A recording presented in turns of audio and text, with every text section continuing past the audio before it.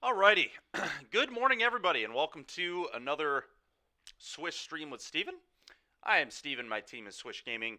If you enjoy the content you see today, please give us a follow on YouTube at The Swish Gaming YT, Twitter, The Swish Gaming, Facebook, The Swish Gaming, and Twitch, The Swish Gaming. Today, we are going to play Rakdos again in the Pioneer Prelim. Exact same list as last week. It actually had a very good weekend, Rakdos mid-range did. A buddy of mine, Max Smith, top-aided two different challenges, which is pretty sweet for him. I know Ginger top-aided one of them. But yeah, Rakdos had a very good weekend, so we're going right back to it here. Same list as last week. I kind of liked my list last week. We had a rough loss, Game 3 Mold-5 to Phoenix, but then we beat Phoenix twice, and we beat Blue-White. And one of the Phoenix wins, we beat it despite me misclicking like twice in a game. So feeling pretty good about the deck. So yeah, we're gonna run it back today. Before we get into any of the card choices, stuff like that, let's remind everybody of our Twitch subscriber goals. Once we hit 79 Twitch subs, we're giving away a signed set of Stringer Root Geist, a signed set of Reckoner Bankbusters, and a signed set of Primeval Titans. Once we hit 150, we're giving away From the Vault Realms, and once we hit 200, we're giving away a lightly played Tundra. Let's give a shout out to All Star Sports and Games. They are the sponsor of the Switch Gaming. They've got an RCQ coming up in now 4 days this weekend. RCQ Dallas, format standard, entries $30. We'd love to see people there. The doors open at 10. The event starts at 11. Myself and Andrew Walthice will be the commentators for this event, so it should be really, really cool. And I look forward to seeing a lot of people there. It should be sweet. What's really cool about this event, by the way, just so everybody knows, it is pre-release weekend this weekend, which means that actually this event, you are allowed to use new cards. So if you're able to get any new cards on Friday when the set releases, I know there are a fair amount of pre-releases going on Friday, you'll be able to use those new cards. So we'll see if any new cards break out this weekend. I've got my ideas for some cards that could definitely see some play, that I think should see play. We'll see if people can get their hands on them. Myself and Nathan Kainst and Noah Heisinga, actually, a couple of my teammates, are going to do an article tomorrow talking about cards we expect to kind of make some noise in constructed formats. But yeah, that should release hopefully by the weekend. But we're going to be working on that tomorrow. So I look forward to anyway seeing what happens. Should be really cool. And then to remind everybody, All-Star All-Stars events going on Monday through Sunday now. Monday, they got Commander going on from 6 to midnight. Tuesday, Pioneer starts at 6. Thursday, Proxy Legacy event starts at 6. Friday, we've got drafts starting at 8. Commander going from 6 to 2 a.m. And then Sunday, we've got the Standard Showdown from 2 to 6. It's pretty cool. All right, let's head back over here. Yeah, anyway. Main decking a K-Command, that's for Rakdos Mirrors. Only on 2 Bone Crushers right now. I don't love the card versus Phoenix at all. I think it's quite bad. And I think it's pretty mediocre into Blue-White. I think it's fine, but I think Trespasser's better, which is why I'm on a 3-2 split currently. Main deck Gold Blank's a little aggressive, but I think the 2 decks to beat right now are Blue-White and Phoenix. My opponent I just got paired into played Blue-White 3 days ago. Let's see if they're still on Blue-White. Sebastian Pozo. Definitely a good player. Recognize that name. Let's see what happens. Giganta. Probably Giganta Phoenix would be my guess. We're going to keep. K-Command not the best into Phoenix, but my hand is very good. We've got a Torch. We've got removal for Shredder. We've got the best card in the matchup in Reckoner Bankbuster. So, pretty happy. Best card in the matchup might be aggressive. It's probably Go Blank, but this is a close second, so. Let's turn that upkeep stop off for now. Play this Hive. Go ahead. They could also just be on, like, Convoke or something. Convoke could actually be an interesting deck choice right now. Yeah, it's Convoke. Alright, well, that's one of my worst matchups. Am I supposed to Fatal Push this? I actually think I am. Kind of weird, but...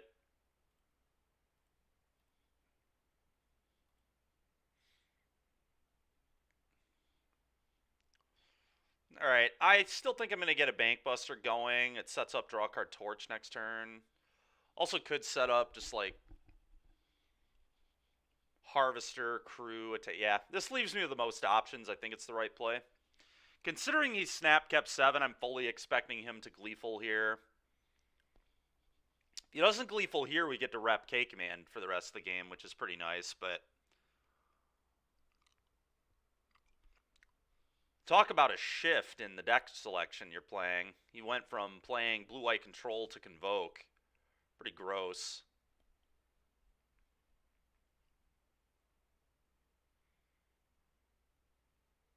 Yep.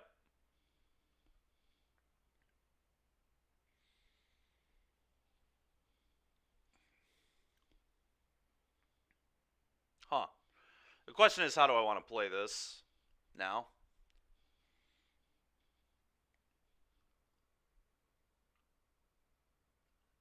Nice, nice.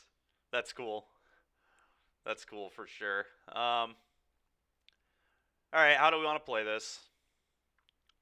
I'll tell you what, I'm happy I kept 3 Hidatsugus in my sideboard. I thought about changing that today because this deck's kind of disappeared, but whenever you think it's gone, it just pops right back up. This deck is so goddamn annoying. It's one of Rakdos' harder matchups, too, especially if you don't prepare for it with a million Hidatsugus in your board, so that's why I play a bunch of Hidatsugus. I think I just want a Torch draw card, but maybe that's crazy. Maybe I'm supposed to play this and leave up Torch, Crew. The problem is if their turn is just play a Convoke guy, it's so tough because their turn could just be play the 2-2 guy with haste, pump my team, attack you for 11.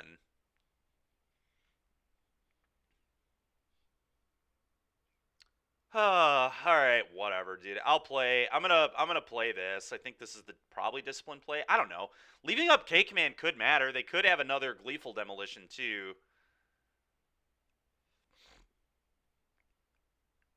Hmm. Mm-mm-mm. I guess this leaves me the most options. If they do Recruiter, I can like deal 2 to it, make them discard, I guess. Or I could even just go draw a card, Torch, which may be better. Get deeper in my deck here. Typically having options is a good thing.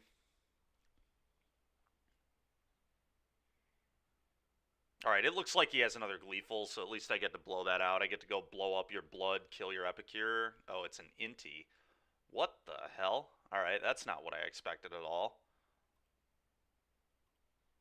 This turn's still going to go pretty good for me then. He kept an... Oh, I should have torched this before attacks, huh? I definitely should have torched that before attacks. That's just me not paying enough attention.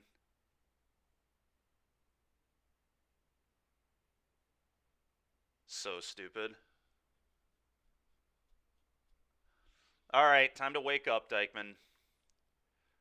Oh, is he playing... That's right, this guy top 8'd this weekend. He's playing blue-red. He's playing in Soul, I think.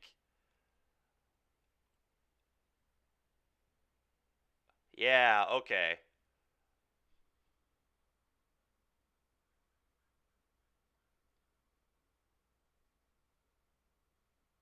Did he? Yeah, Pozo's good. Pozo's a good player.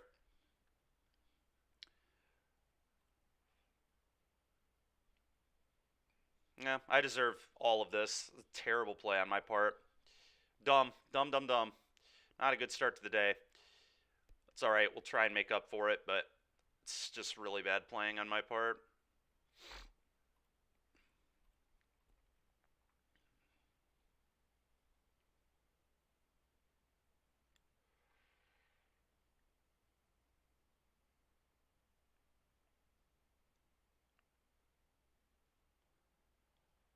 I guess like the difference between Steam Vents and Shivan Reef is not much. I didn't get like hard punished, but he is just a card deeper in his deck, you know. So that's the issue here, really.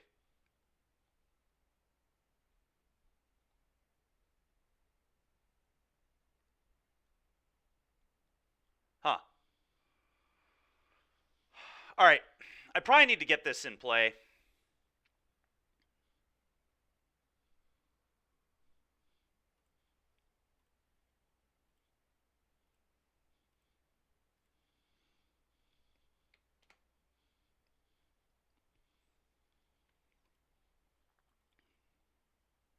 But yeah, this being a 2-2 is just so heinous.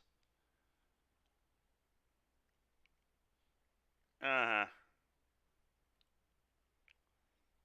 least he doesn't have great attacks here. Just get the value on this blood. He's playing a new version of Ensole here. This is very interesting. Kind of all makes sense. Playing Gleeful, playing Inti, just good cards. Throw them in your Ensole deck. Makes sense. Yep. Torch the tower. Okay, we'll see if he has a land drop. Okay, it's pretty fucking annoying. It's even more annoying because it exiles. Guess he still doesn't have an attack this turn, which is kind of good, but he just has too much pressure, probably. Don't know that I'm going to be able to stave it all off.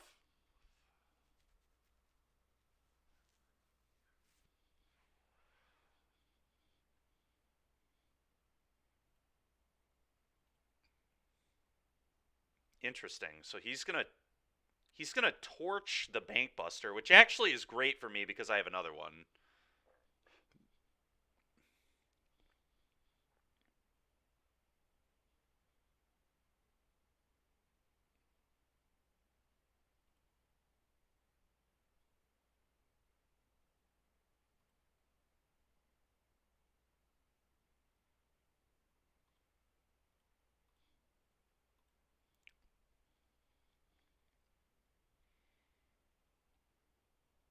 But yeah, I mean, I should have 2 more life than I'm going to have here. Because I should have not allowed an attack last turn. He would be a card lower in his deck, which, I mean, he still would have hit the torch in this sequence. Because he would have drawn Voldaren next turn instead of the torch, but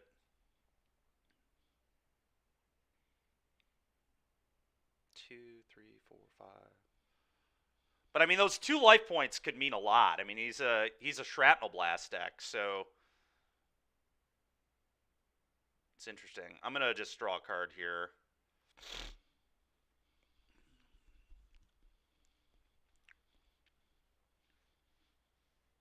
Yep. Not a very good draw. Oh, and he does kill the Harvester. I guess that makes sense.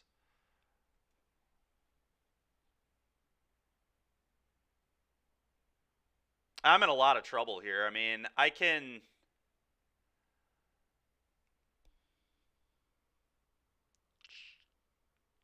Yeah. It's a pretty cool deck for sure. Well, I think what I have to probably do is... I guess I blood discard Thoughtseize. It's probably... Well, no, that might not be step 1. Step 1 might be just activate... Bank Buster? I don't know. This is tricky here. Worth noting, you can unearth this too, which is actually lethal right now.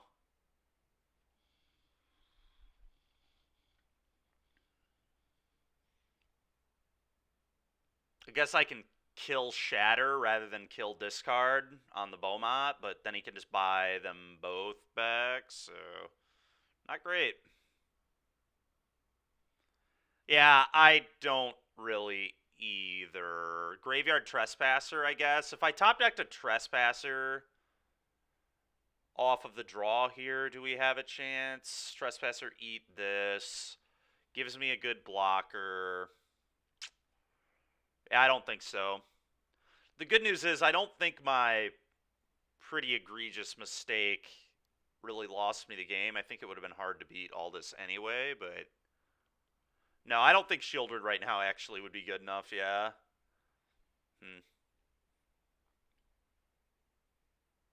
Well, let's start here. I'm going to do this no matter what, this turn cycle, I think. I think this has to happen to not lose. Okay, now I get to play an untapped land, so I don't have to use my treasure. Although I probably want to use my treasure.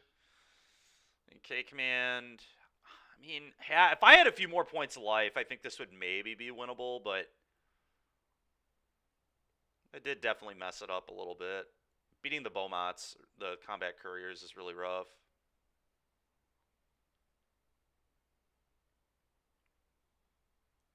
So I can. I guess I start with a blood. Getting rid of this. Because, like I said, I think it. Just think we're going to be a little short on this. The Inti plus courier. Yeah, I think that's going to have to be my line. And then we do have a block. The problem is, I wanted to do discard because I didn't want to be able to fire up Den here, but if he draws an untapped land, I just can't beat it, I guess.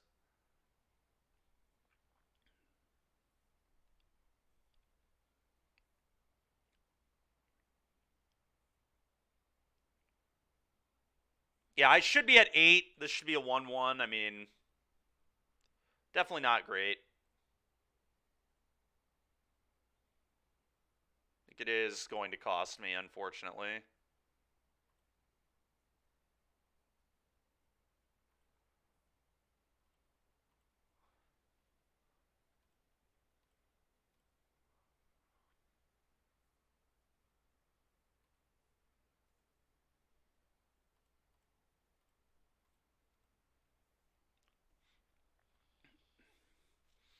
Even if I had 2 more life here, I don't think I would have him, though.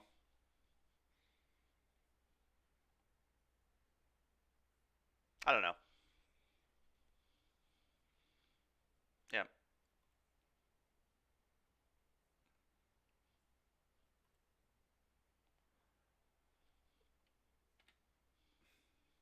I don't know. Should be at 8. This should be a 1-1. I could take all of it.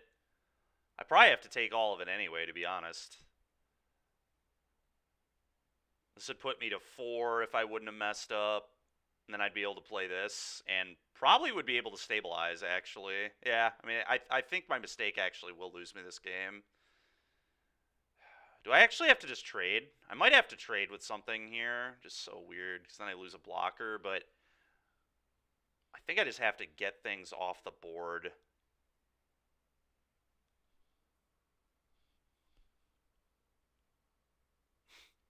Sedna. It's funny. Yeah. Sure.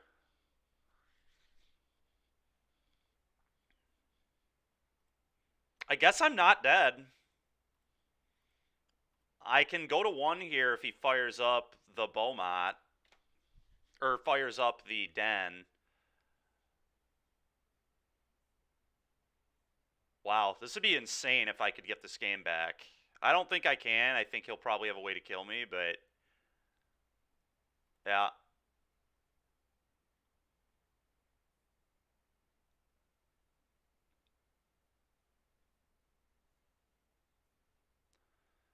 Yeah, my misplay definitely cost me here, though. Oh, it's a frustrating way to start. Lose a game I should have won. Because if I'm at 2 more life here, I'm pretty comfortable. And if this is a 1-1.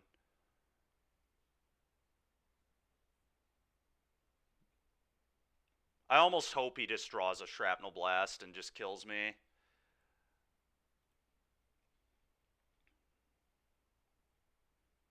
Alright. I'm going to block here so Torch can't kill this.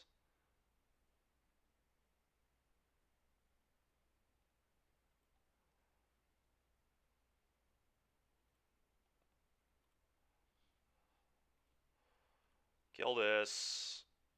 Discard this.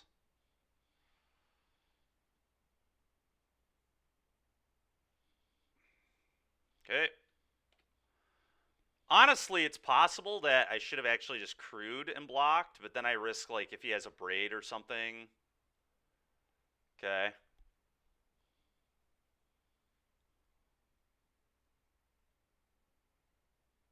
Okay. More bar? Oh, yeah, dude. You gotta test my PT deck, man. I don't know. PT's in a month, man. I gotta get my games in. Smuggler's Copter? Yikes. Alright, we need another kill spell. Well, that's not the worst. Oh, actually, it's not good enough, is it? It's definitely not. He has 4 power of flying in play, so I have to play this. I have to draw an untapped land here, actually. Untapped land or Fatal Push or another 2-mana kill spell, which I don't play many of. I guess Stomp would be like, okay. Oh, God, it's a shock land? I don't even think that's worth it. It's definitely not. I die to the air if I play that, so play this tapped. Go. The problem is Den of the Bugbear. I guess Den of the Bugbear doesn't kill me here because he needs a body to crew the copter, so he only technically has 3 points right now, but if he has a 1-mana play, I lose. Yeah, it would be. I mean, I screwed this game up. I should be at 7, so we just need to keep track of that. I mean, I should be 2 life points higher. And if I were at 7, again, I would feel pretty comfortable. All right. Yeah, I mean, I could have beaten this. If I were at 7, I could have beaten this, right? Actually,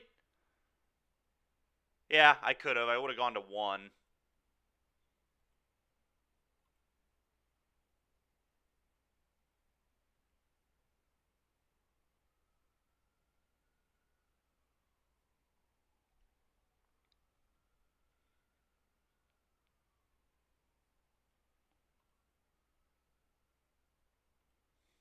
Uh, he didn't crew this, so it doesn't fly, right? Did he make a mistake here?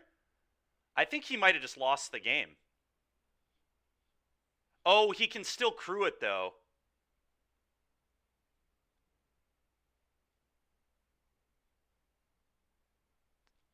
Let me think here. Yeah, he can. I just need to think if I move to blocks. Once I crew this, he can respond, but if I move to blocks, he can't respond, right? Yeah, I'm pretty positive it doesn't fly. It needs to be crewed to fly. It's just a 5/5 right now.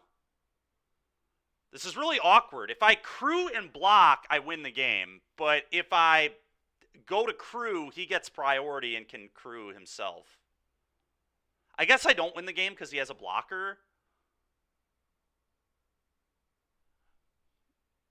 I'm pretty sure it doesn't, but maybe it does. I don't know.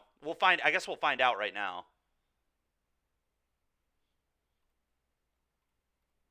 Oh, you're right. It does fly. I guess that's a good point. If it loots when it attacks, yeah. All right. Interesting. Okay.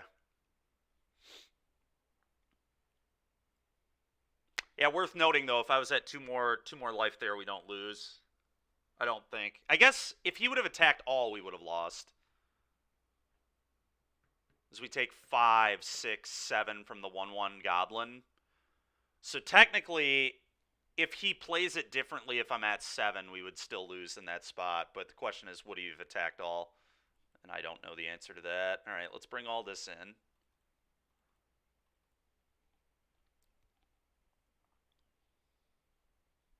I actually think Graveyard Trespasser is kind of good against him. I'm going to cut like 2 of these. I wonder if Thoughtseize is not good here.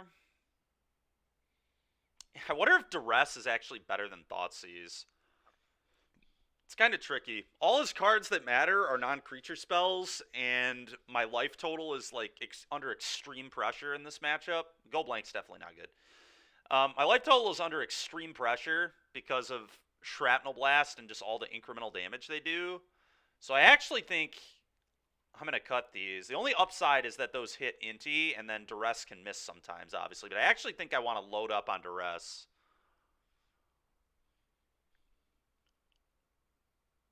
Oh, Dewey, yeah, that makes sense, I guess.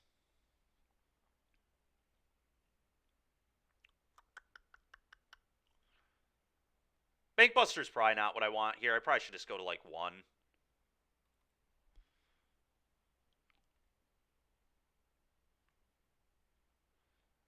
Trespasser I typically don't like against these kind of decks, but because of that stupid Courier, I actually think it's kind of good. I think I'm just going to do this. Archfiend is interesting too. We could bring an Archfiend, but I think Shieldred's quite a bit better. Might want all of it, to be honest. What if I just cut the last Bankbuster for an Archfiend? Just no Bankbuster. I think I'm going to do this. Like I said, I think all his cards that I care about are non-creature spells. Smuggler's Copter and Soul, Shrapnel Blast, Gleeful Demolition, I already said Smuggler's Copter. God dang it, man. Alright, well, we got them all that. This hand's fine. I bottom one of the Fables.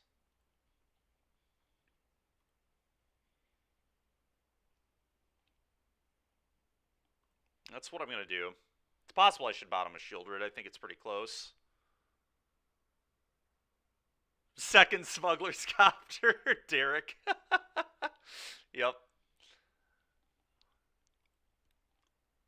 So dumb, Derek. Second Smuggler's Copter. Gets him every time.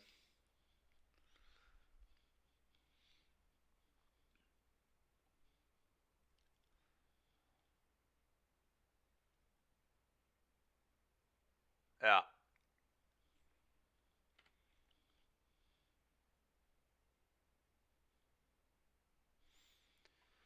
Go. Well, I know where this game heads. We're about to miss our land and lose. I'm ready. I kind of deserve it. I definitely did not play the best in the first game, but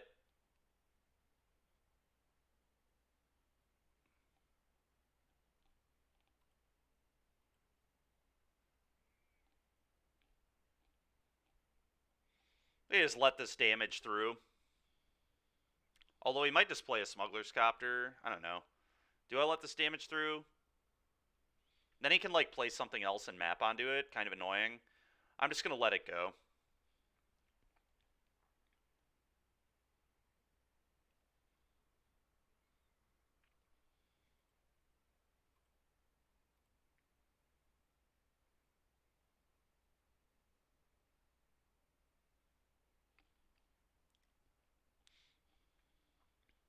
Yep. I kind of figured this might be coming. Mm-hmm. Nope, absolutely not. No mapping for you, sir. Alright, we lose. That's literally going to be game over. I just have all non-castables in my hand. It's unreal, dude. What a start to the day. Let's just not do this at the PT, please. If I lose a game like this at the PT, I'd be livid. Make it to the PT and then just play total non-games. So stupid. Okay, didn't expect that one to be in his deck, I'm not going to lie. He's clearly been cooking here. None of these cards are typical for this archetype. Alright, well, okay, maybe we can get out of this. Question is, what do I need to do? I kind of just want to play Trespasser. It's a good blocker. It gains me a life. I'm in terrible position doing Ensoul here anyway. He could torch this, but he has to discard a card.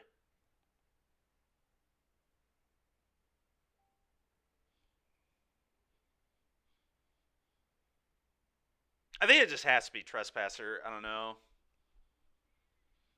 Fable. I guess, like, Fable also puts a pretty good blocker into play. But it could get torched a lot easier. If he has to torch this, he not only has to lose an artifact, he also has to discard a card. I'm going to do this. I think I need to, like, find mana to win this game anyway. Blocking the 2-1, I think, is pretty important right now. But really just how this lines up into a removal spell makes me pretty happy, especially if it's Torch. He has to lose basically 2 resources. He has to lose an artifact and a card, which I'm pretty happy with, I think.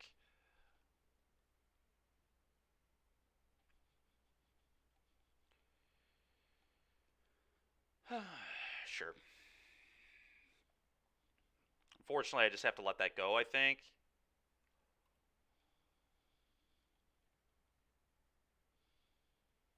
Okay, well now I get Shelly.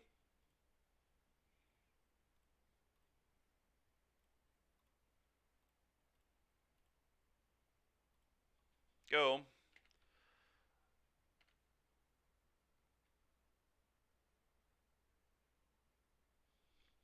Big trouble here, but maybe we can get out of it.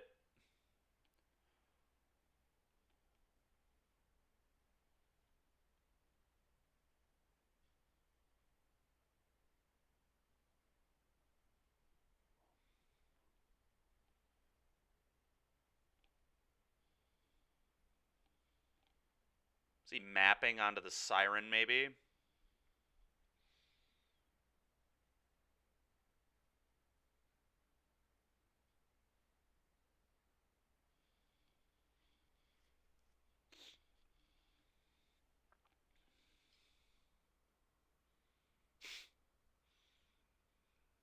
That's fair, Sedna. I mean, I intentionally don't play much Modern, man. I hate Modern for the most part, so...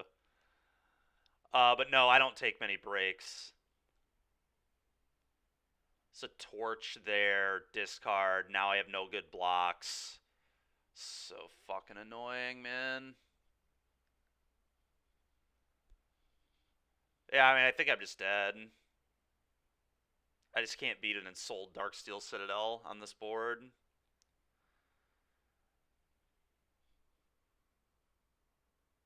You don't hate Modern, you love Murktide. Murktide's, yeah, I do like Murktide, and I like what I played yesterday, too. Yeah, I don't think I can beat this. His draw was just a little too good, and I missed land 3 on turn 3. I mean, that was where the game was lost. I said it on that turn we lost the game, and I was pretty confident I was right. I think we beat this easily if I go, 3 drop on 3, 4 drop on 4, but instead I went 3 drop on 4, 4 drop on 5, and it's just a turn behind.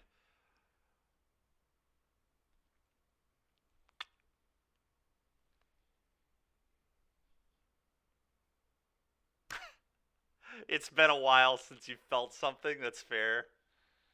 I just have I have to block here, but then I'm just totally dead. I can't beat this board. I don't think if I have any outs, but I just don't.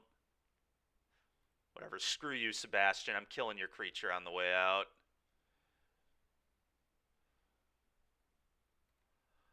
Ah, so ridiculous.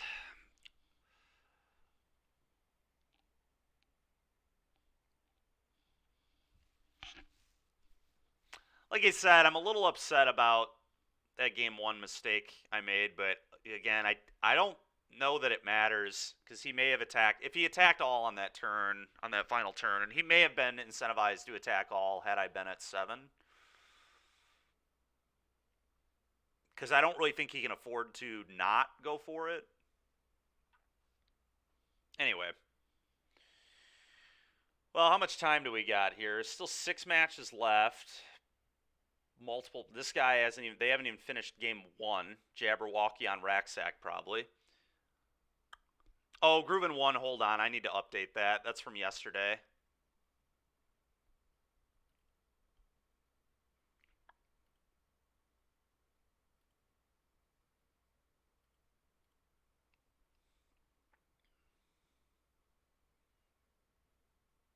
And it should be this one right here. Let me take a look.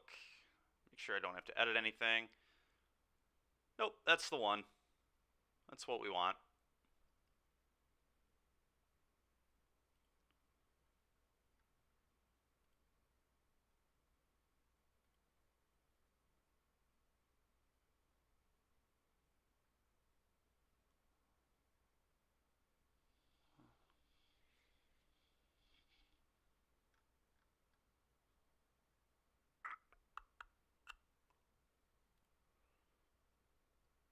You do? I appreciate that, Groovin 1. Yeah, I mean, I was just saying that it's really funny. Hidetsugu is like... I had a buddy messaging me this weekend about how he thought Hidetsugu was super bad. And when you look at the meta, it like kind of doesn't make the most sense right now, but like I don't know, man. Like Hidetsugu is just so broken against the decks where you want it that I like at the PT. There's a world where there will be a 4th, just because it gives you so much percentage against Convoke specifically, which is one of your hardest matchups, and they kind of just can't beat that card.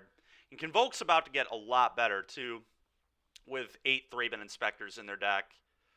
I fully expect that deck will pick up a little bit again. I think that deck's consistency gets a lot higher. There's like a world where that deck just doesn't even need to play Ornithopter anymore, which is so big for that deck, because that card is, I mean, obviously, it's just super all-in, but the card is a do-nothing, which it's always nice to not play those in your deck when you can afford not to. Yeah, that's fair said. No, yeah, Hidetsugu's sick, man. It really is. All right, well, I guess while we have time between rounds, I'm just going to fire up Arena, I guess, and we'll play some Standard, because I don't really want to hop in a Moto match because it's high odds we won't be able to finish.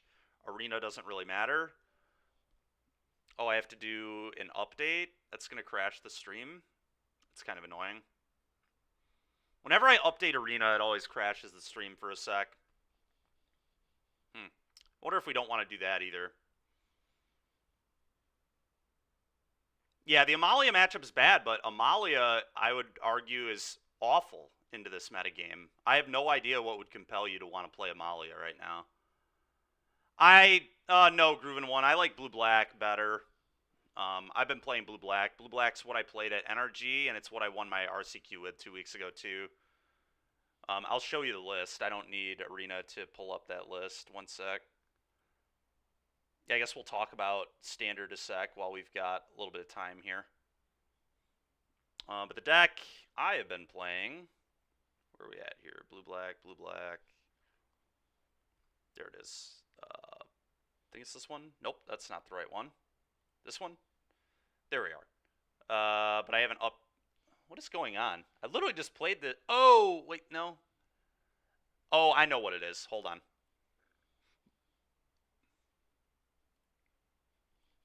I bet it'll be over here. There we are. There we are. This is what I played at my RCQ that I was pretty happy with. I cut the air ties because they were pretty bad against aggro. Aggro's definitely picked up in Standard. Mono red, people are starting to figure out how to build that one better. The same buddy that top aided two challenges this weekend with Rakdos also top aided something with mono red this weekend. He was on 4 main deck Urbrass Forge. He just cut the other 3 drops and just main decked all his forges, which I think makes a lot of sense. But anyway, stuff like that is why Spell Pierce is really good. I think Spell Pierce is pretty good in the metagame. So I main deck 2 of those. It's, I think, even better in closed deck lists, honestly, when people don't know they're going to get Spell Pierced. I think there's a lot of bonus to that. What's up, Mikey? How you doing, man? So anyway, I added Spell Pierce for Mono Red and Toxic. Toxic specifically because a lot of times they kill you with like a huge X-Spell March of Swirling Mist, and you can blow that out with Pierce, which is sweet. You can also get Skrelv's Hive on play or draw with Pierce, which is a big deal. It's like their best card. I'm going good, Mikey. Doing good, man. Wish the Lions could have played a little better in the second half this weekend, but it's all right. I'm not salty or anything. But yeah, I'm still on the main deck 2 cut down. I cut Schooner, as you can see, too. That was like a big innovation I had. I think Schooner's bad into aggro, and I, again, think there's a lot of aggro. Schooner's like pretty good into mid-range, but it's still kind of mediocre on the draw. I don't even like it in mid-range mirrors on the draw half the time. So I thought it was like a pretty reasonable cut. I just liked having more clean removal spells. Anoint, added the extra Make Disappear. So just on a little bit more removal. And then I went up to a 4th Shieldred. The list used to play 2 Airtight, 2 Shieldred main, and then a 3rd Shieldred in the board. I moved a Shieldred out of the sideboard to the main deck to kind of still give me that powerful 4-drop. And then that freed up a sideboard slot as well, which let me put Sorin in here. And Sorin is really, really good in a fair amount of matchups. You bring it in against Domain, you bring it in against mid-range mirrors. Just a good card. Honestly, could easily see like this being the actual correct main deck. I don't think there'd be too much wrong with that, to be honest. But Children just so good against mono red that I did this going into an RCQ because I was a little worried that a lot of people might just pick up mono red because it's cheap. But How have you liked Soren? I think it's great. I think it might actually be the best card in the sideboard, which is kind of funny to say. It's just so impactful in the mid-range mirrors, and you're gonna probably see a lot of those in standard. I don't think the new set is gonna change much in regards to that. So, but I actually like. I think Dewey is going to be playing Blue Black this weekend. Dewey, you might want to consider doing this at the event this weekend. Main deck the Soren instead of the third Shelly, and then board the third Shelly. That's something we'll have to talk about later. But yeah. Anyway, let's see where we're at with this event that we're in. 3 matches left. God dang it, dude. Jabberwocky and Kirstov are just going to make this take forever, aren't they?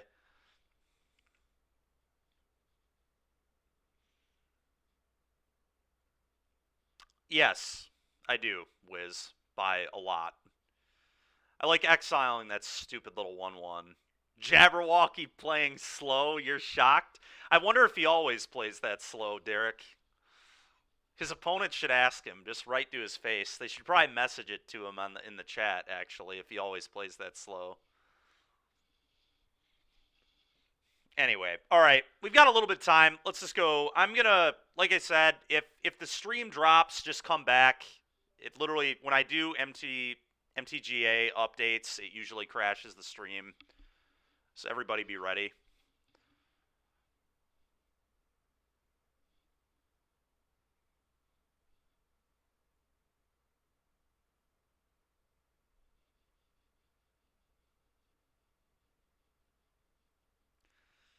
Yep, and there it is.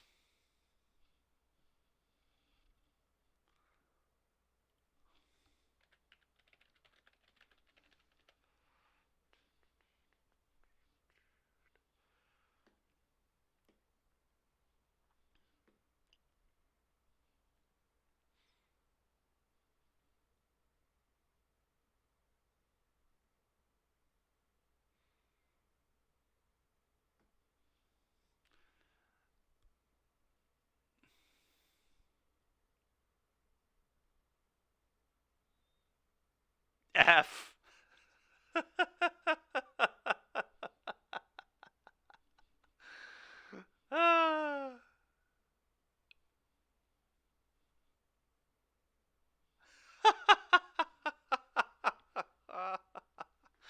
Are you guys back?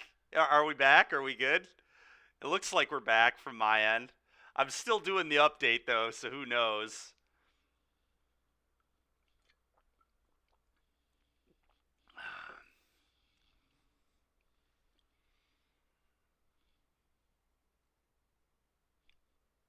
God, this is a massive update. 7 gigs?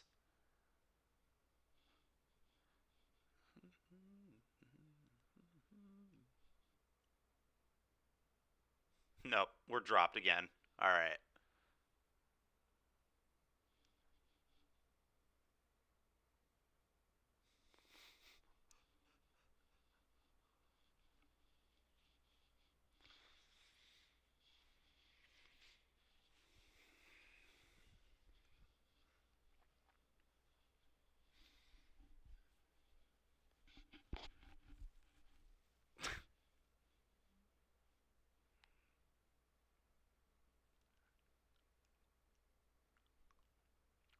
Well, the timer says I'm back, but I'm still in the middle of an update, so I'm assuming I'm not really back. Oh, I'm back? All right, we'll see how long that lasts. We're still only a seventh of the way through this update, so I'm not confident it's going to stay. It's a modern miracle. Yeah. We'll see if it continues to stay there. Like I said, I'm not a standard miracle. Yeah. I was about to make that joke too. I'm glad you did.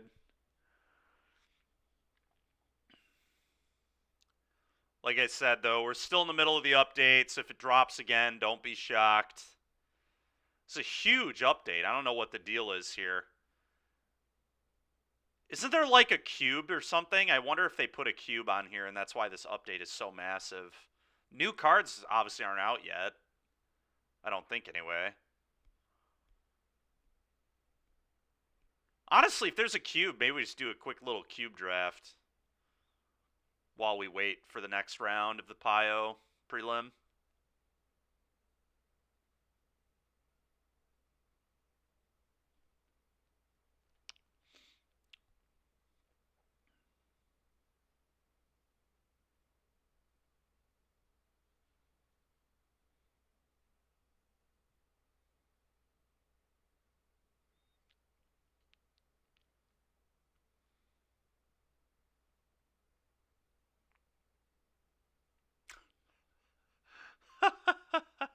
All right, it crashes again. No shocker there.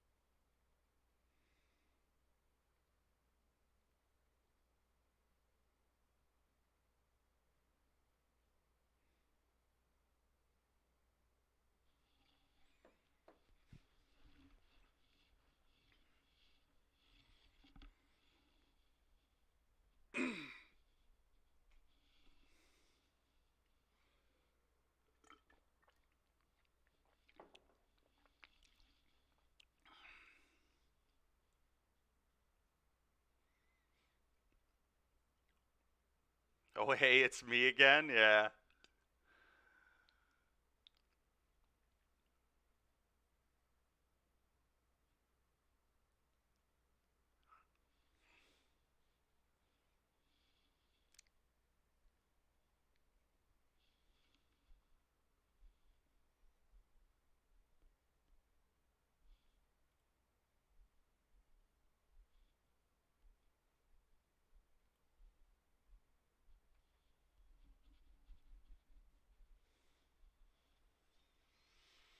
Hmm. This update is taking forever. This is crazy how big this one is.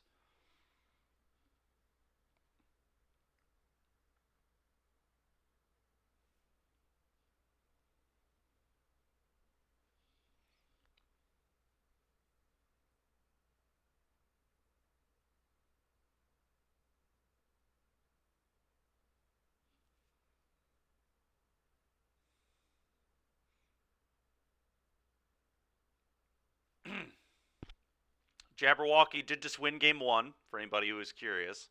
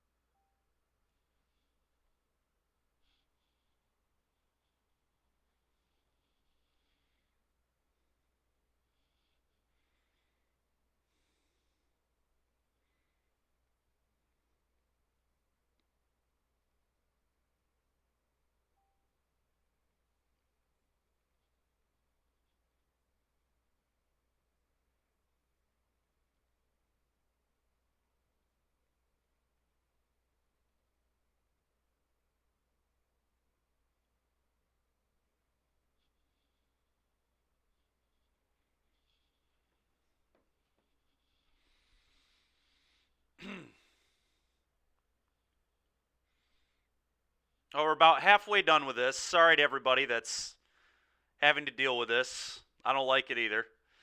But I do want to do something between rounds today. And I certainly don't want to fire up more Moto matches because we're just not going to have time to finish another game.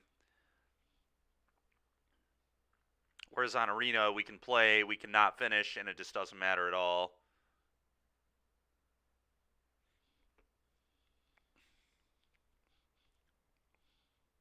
Oh, wow.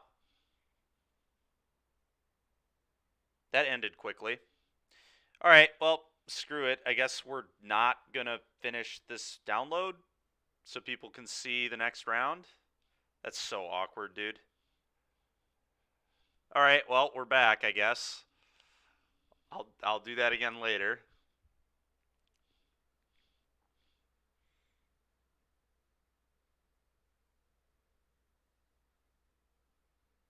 It's ridiculous how long that update was taking. Hopefully I don't just get bodied 2-0 again by some aggro deck. That was a lot of the reason we had downtime there. Typically I don't have downtime with Rakdos. Not much, at least. Games usually go pretty long. But when you just get killed on turn 5 twice, or turn 6, I guess, game 1, whatever it was.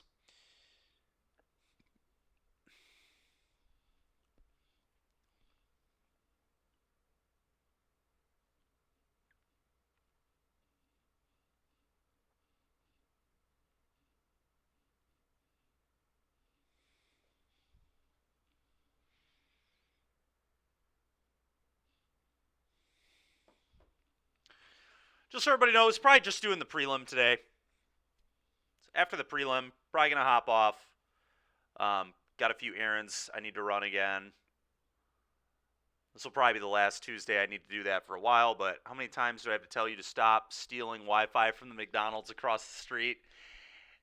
Yeah, I don't know what it is, man. Whenever I do the update to MTG Arena, it always crashes the stream. It just, every time. Why is it saying I'm... Dude, I got the buy? Come on, dude. I don't want the buy. No. No, no, no. Now we have to do the update again, but I just restarted the update. Oh, that is the worst beat I have had in weeks. Actual weeks. That's ridiculous, man. You've got to be kidding me. All right. Well, I guess we're doing the update again. That's sick.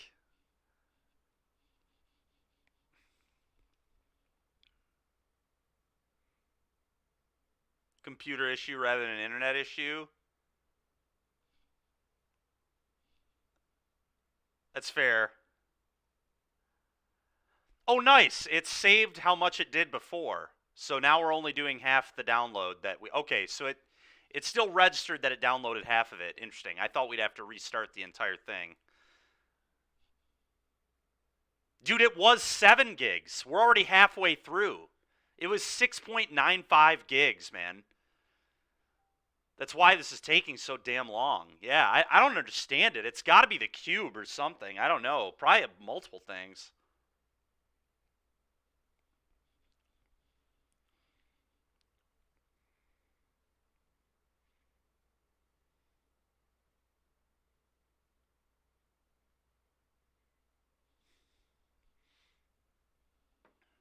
The new set plus animations. Wait, is the new set on Arena already? It's not, right?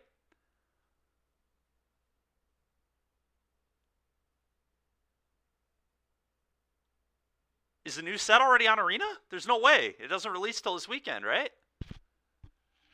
Oh, they preload it. I guess that makes sense. I see. Okay, I didn't understand how that worked. I guess it makes sense to preload it from their end.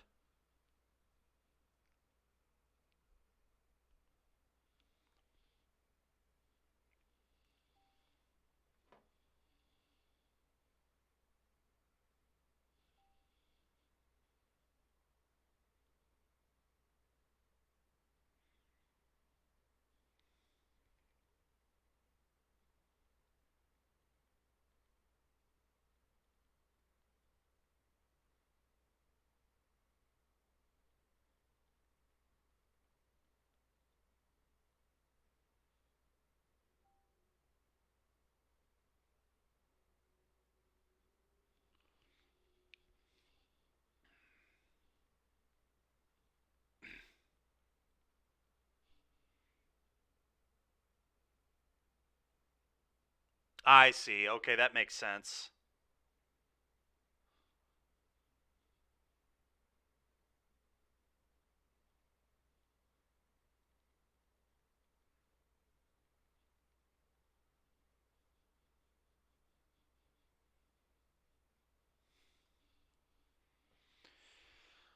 Oh, all right. Well, only 2 more gigs to go.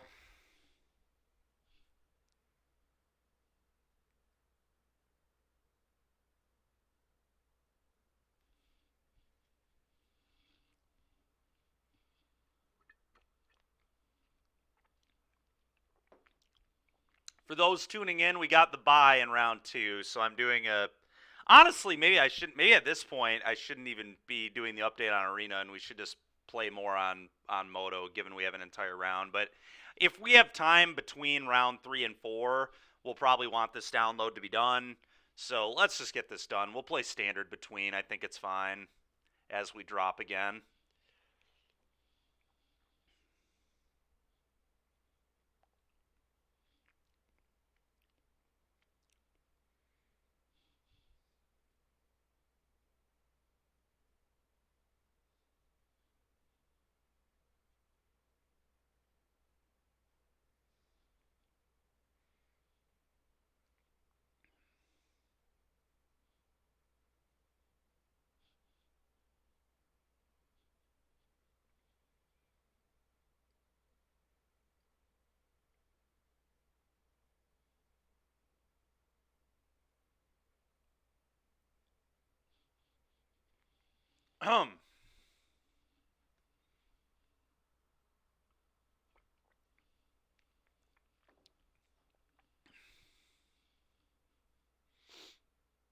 Almost to the last gig. We're getting there.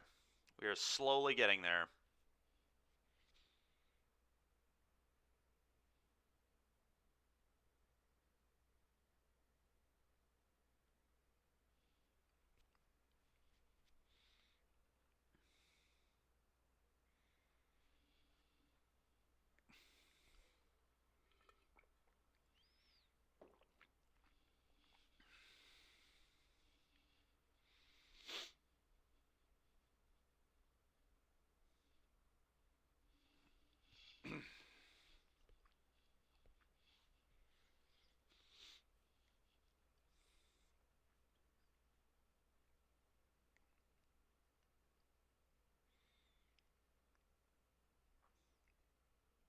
Almost to the last gig.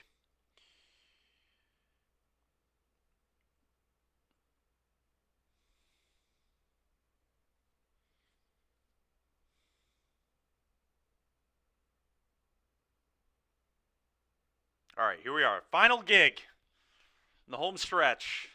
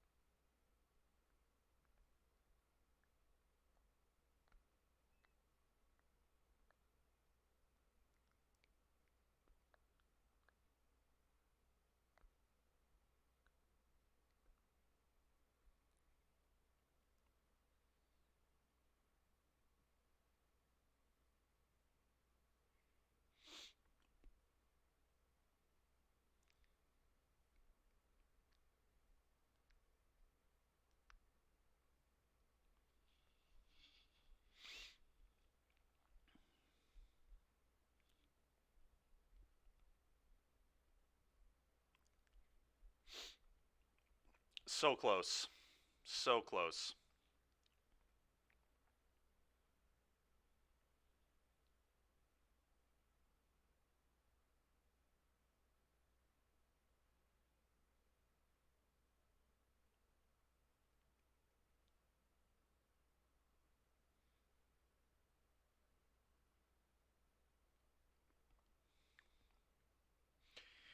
Yeah, the question is, do we want to do a cube draft between, or do we want to play some standard? I guess standard probably the most useful for people. People need RCQs this weekend, need to play them. So we've also got one coming up this weekend ourselves that a lot of my teammates will be playing in, including Dewey. So we'll play a match or two with Blue Black here.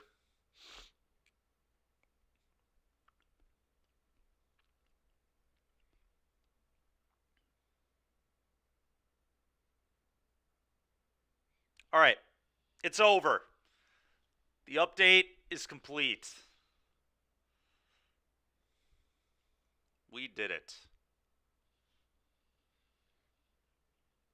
All right, hopefully we're back for good now.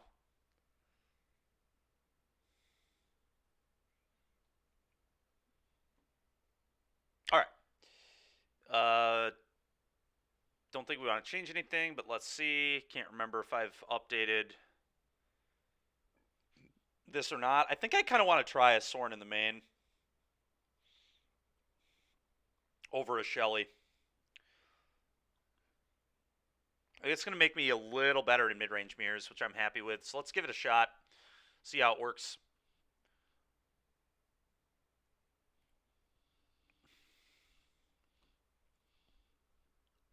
I made that swap almost all weekend long at my RCQ. I did play the mid-range mirrors a lot, but it's kind of just most of standard. So let's see how it works.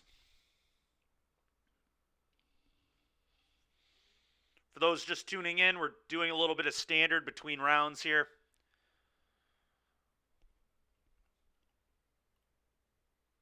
Yeah, his hand is not amazing, but it is a keep.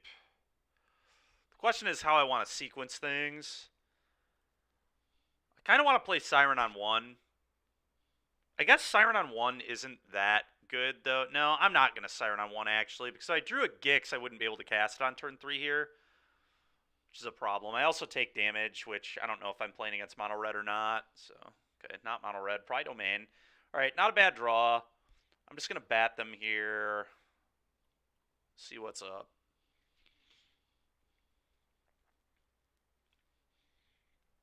Okay, their hand is awful. I think I'd probably take the Topiary Stomper here.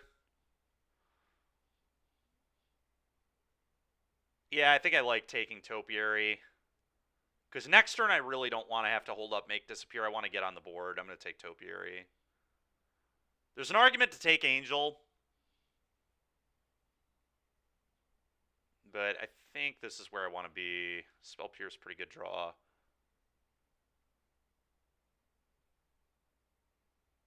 Okay, so now the play is this.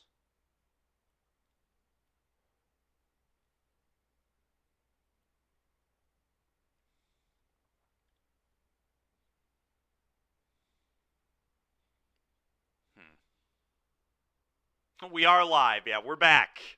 We're back, baby. All right, the question is, do I map onto this and leave up Pierce?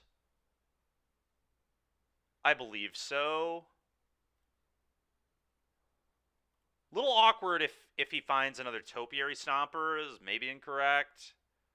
Oh, what a mistake. Sorry about that, opponent. Sorry you wanted to wait on your spell there. That's a huge punt from them. This is what I'm talking about, though. Closed deck list, he had no idea it was coming and just gets punished immensely. All right, that's insanely tilting. Top deck Binding into top deck Stomper, huh? What a luck sack. All right, well, we drew a Gix, so maybe I should stop whining. Hopefully they don't top deck Caverns. Probably worst possible for me.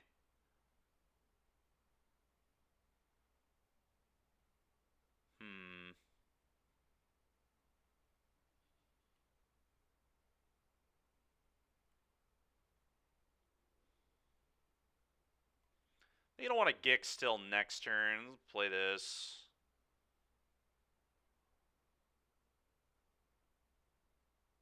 Don't like that tapping. Actually do it here. I'm going to keep that on top. It deals with the Angel.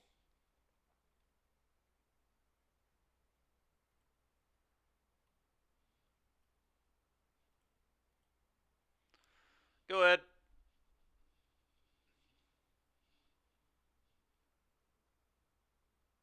Okay.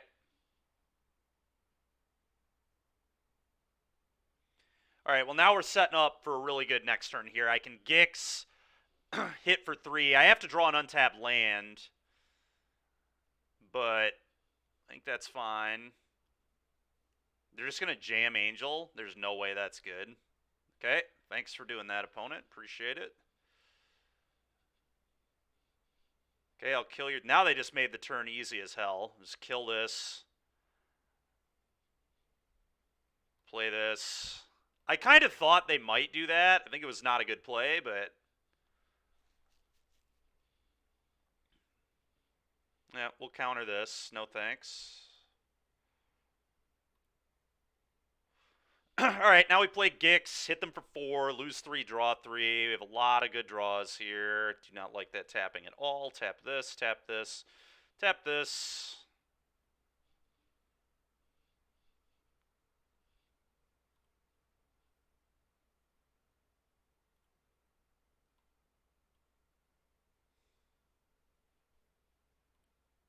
Not going to play the land yet. We get it untapped land Tidebinder is why.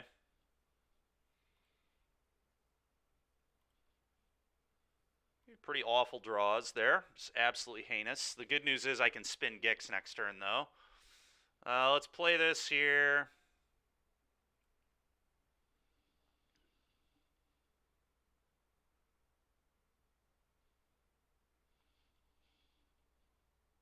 I'll take 4, obviously.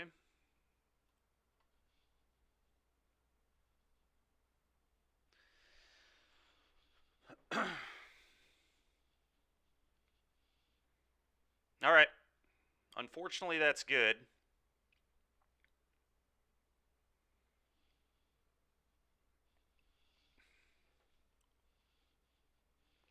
So the question is, do I spin Gix before... God dang it, dude.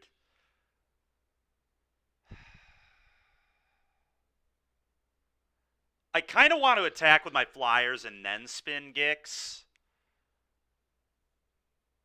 I can just discard 5 and play the top 5 cards of their deck. I don't even know if that'll be good enough.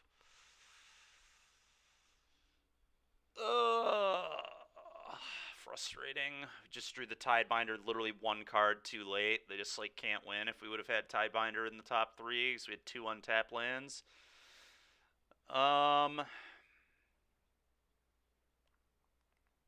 Kind of annoying they hit their Nissa. I love flipping Nissa off Gix, but I guess we'll just have to hope to hit another Atraxa. Guess I play this in case I hit Herd Migration, because then I get 2 3/3s rather than 1.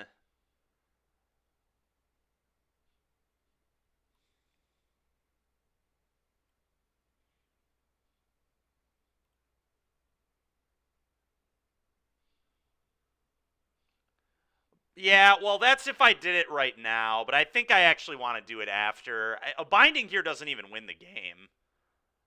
Like, at all. Yeah, I'm attacking first. We need, like, a lot to go right. We need to hit Atraxa, other good stuff. It's going to be a weird... I mean, it's going to be a very weird scenario for us to win, but it starts here.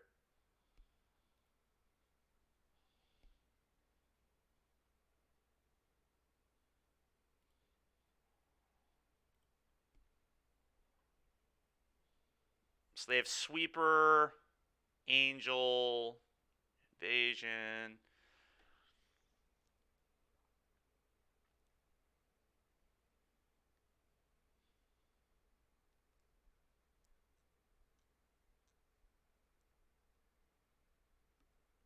Does Deep Cavern Bat do me any good here? Not really. I think I just need to spin and we need to get really lucky.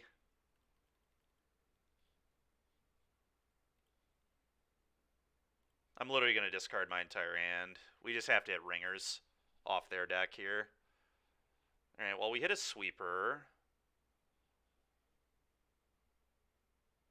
Okay. So I'm going to Sunfall first. Wait, what? Oh, it resolves in the opposite. Oh my god. That blows. All right, well, whatever.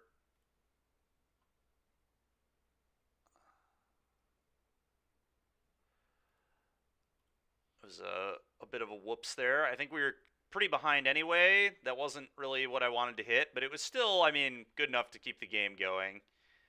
Whatever. Not super upset about it. Go to one of these, cut this. I'm actually going to keep two, go for the throat. A lot of people are on a fair amount of sharks these days.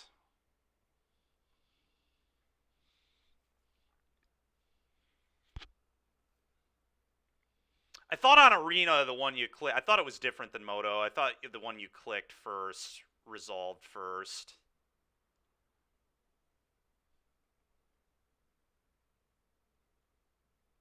For some reason.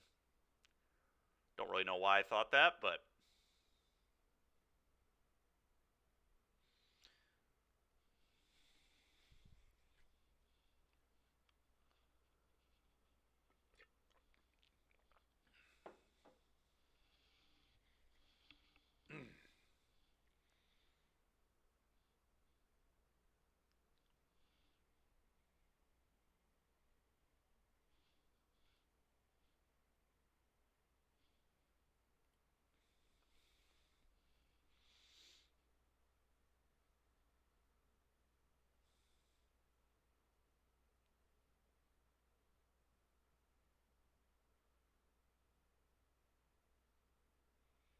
it's a very frustrating game to lose, honestly. I don't think my opponent played particularly well.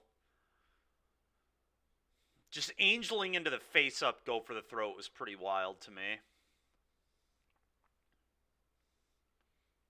The fact that they drew Binding into Topiary Stomper for their two draw steps was pretty ridiculous. They didn't sequence their Binding properly at all and just let themselves get pierced.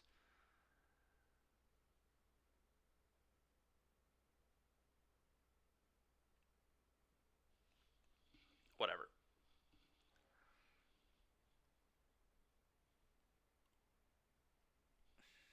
Can't keep that one. It's unfortunate. The hand's very, very good if it had one more land. This hand's fine. One reef going to the bottom.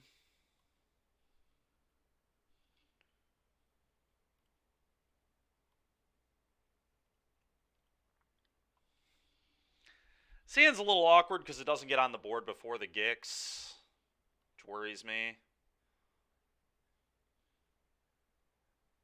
The question is, do I want to duress here or leave up negate? Probably duress. If they have double bean, I'm going to look stupid, but which they do not. Alright, well, I guess I take the depop. Their hand's pretty awful. That's the good news here. Does not beat a Gix well at all. Okay, Gix, go.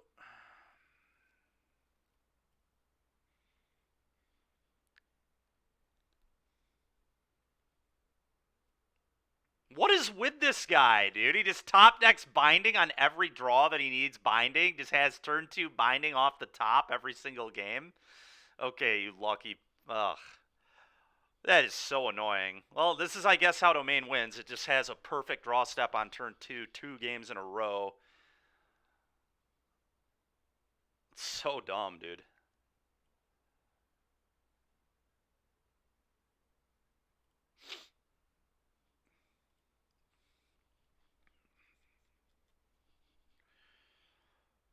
Okay, well, I'm going to play this, I guess. I mean, he's not going to Sunfall here. It doesn't really make any sense, but I still may want to leave up Negate in case he has, Invasion or something. There's no reason to not leave it up.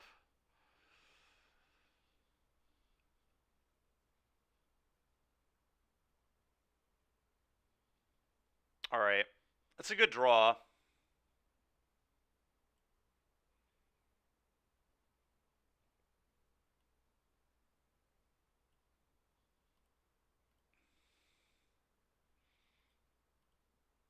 Opponent's temp lockdown looking real good over there right now.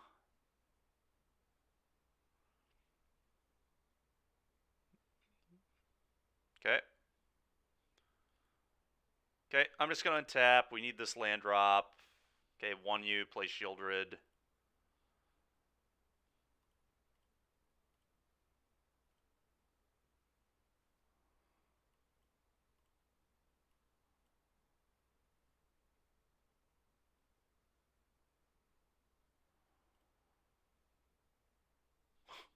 Just has another binding.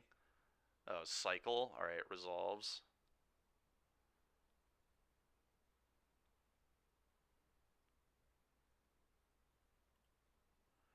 That's pretty concerning that he's cycling that. It means he probably has another 7. Or he's playing around Make Disappear, I guess. Could be playing around Make Disappear on the Sunfall.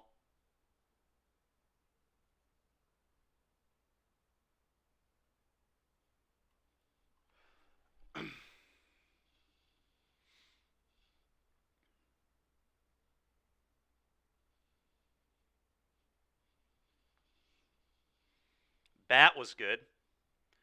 They do have temp lockdown, which is kind of annoying, but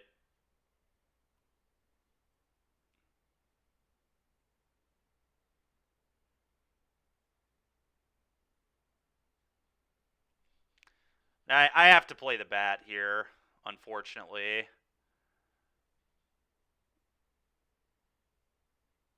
Alright, another herd migration. This is wild. Am I actually supposed to just let them resolve a herd migration? I don't even care about it, to be honest. Like, I'm just gonna kill them in the air. I think I'm supposed to take the lockdown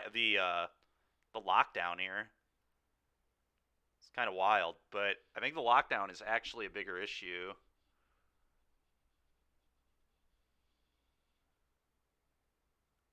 Because taking this just doesn't even do anything. Then they just cast this, get all my threats.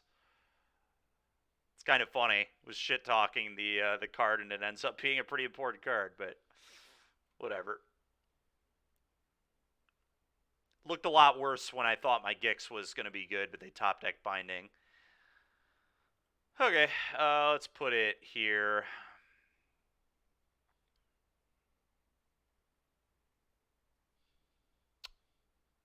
I'm not keeping that.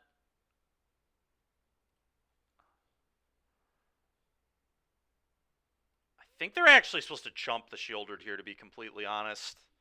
Alright, yeah, I don't think that's a good take. Because now they're just, like, guaranteed on a 3-turn clock. Which is not... Actually, it's a 2-turn clock.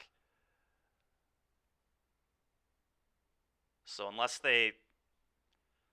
Sure. That's an insane draw. I mean, unless they draw exactly Cavern, I think they're screwed for an Angel.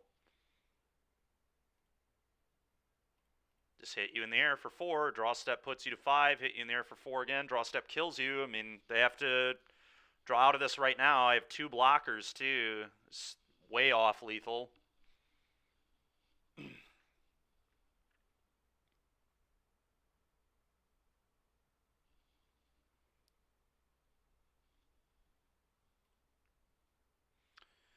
I could even fire up the Reef and block a 3-3. The thing it gets me is, like, Cavern and Angel here, but yeah. Depopulate would be really bad, too, I guess. Exactly second Depopulate, which seems really unlikely. Vanquish the Horde could be coming here, too. Maybe I should play around it. Maybe I just block here. Yeah, I'm just going to block the Stomper, I guess.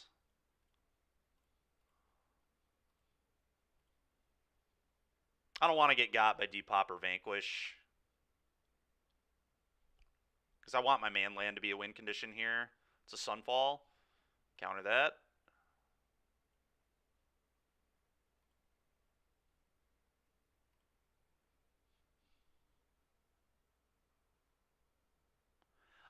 No, Genocide, we got a buy in round 2, so we went to go do this while we have our buy.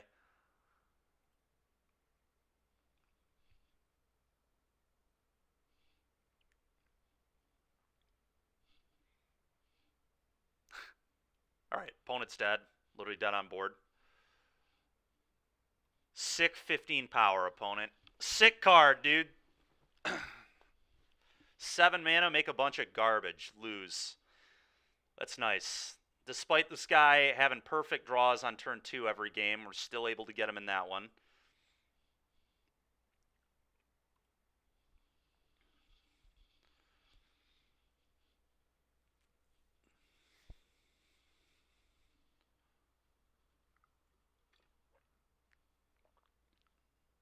MT chair.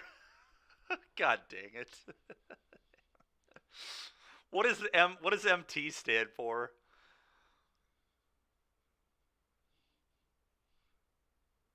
Oh, empty. Like an empty chair. Okay, I get it. I get it. uh,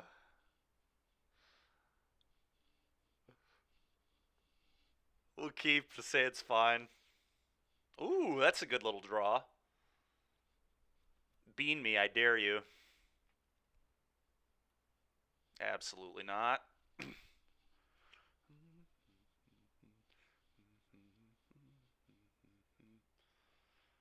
About time I have a busted draw step. That's all I gotta say. Alright, well, let's do this. This time it was me with the early turn busted draw. Alright, I was going to take their Topiary Stomper. I think that's a pretty easy... Well... Huh. It's actually not that easy.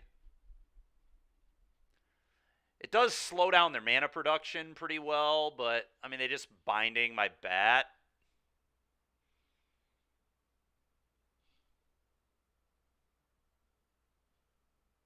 I have not... Oh, yes, I think I have. Is that the one with the battle? Plays a bunch of the battle?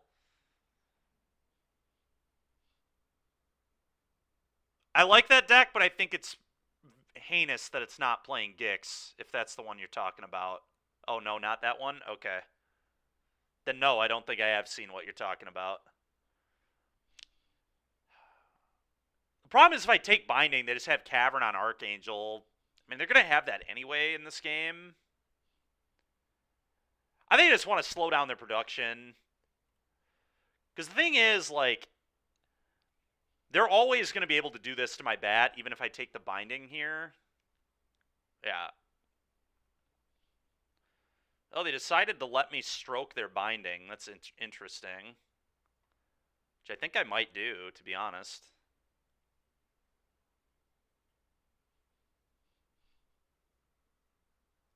Okay, that's pretty cool.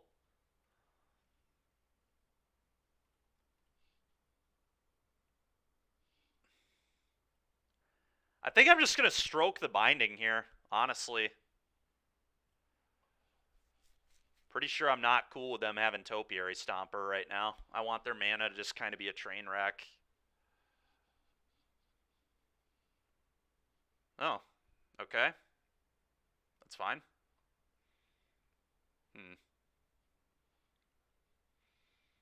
Alright.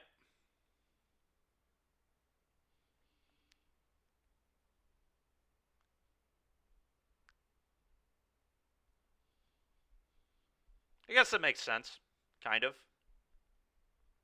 God, their mana is awkward.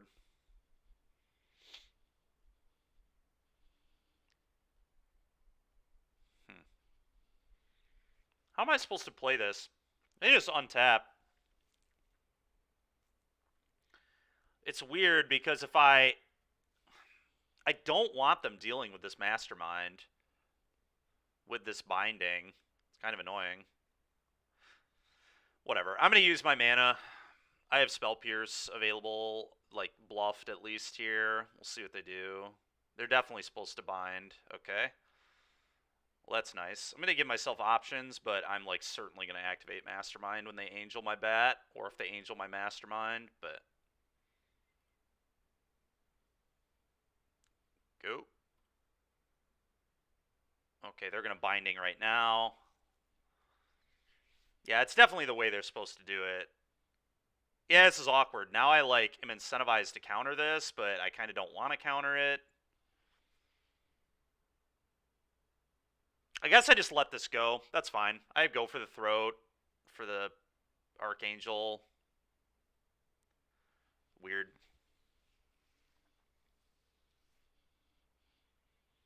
Yeah, I wonder if I just shouldn't have flashed this in. There's definitely argument to not and just wait to do it till this turn.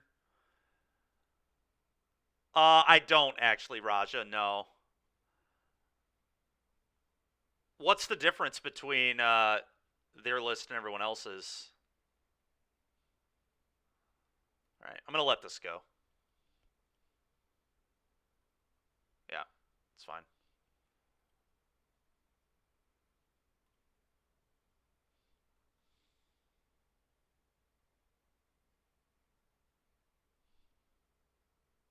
Oh, okay.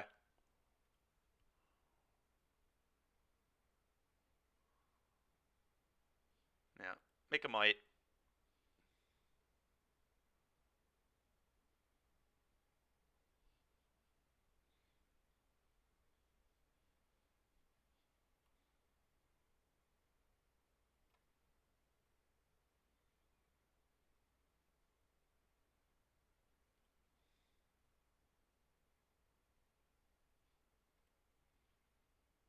Hmm.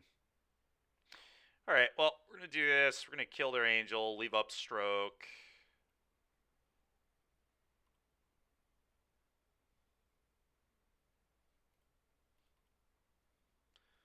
Go ahead.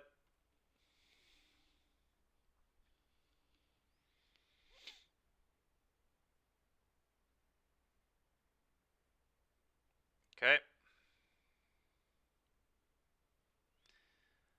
Not feeling great about this, to be honest.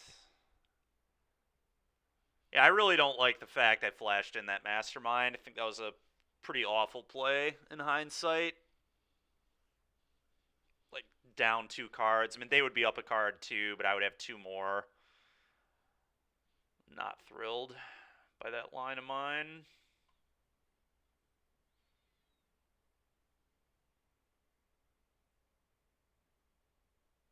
I don't think that's good enough. I need, like, a threat very badly. Like, a relevant threat. We're kind of missing that right now. Alright, combat to you.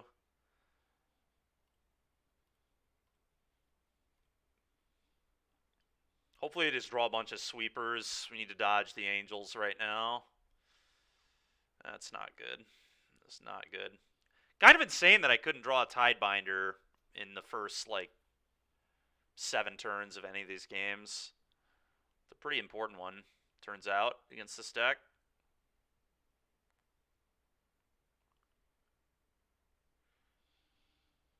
That's so awkward. Do I have to counter this? Does this thing have reach when it flips? It might just kill me is the problem. I think I have to counter this. I can't let that go. I can't let that go. It's frustrating, but another 4/4 is too good here.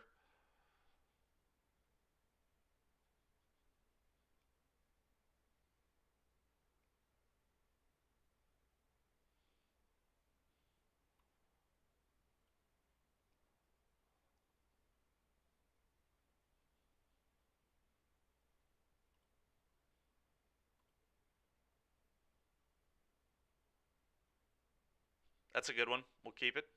Combat, attack. Not with this. Do you? Go.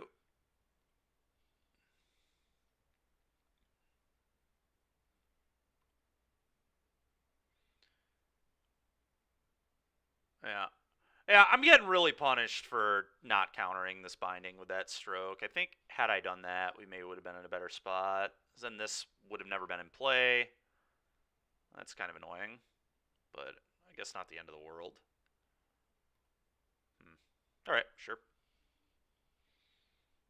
Take 4, make a might.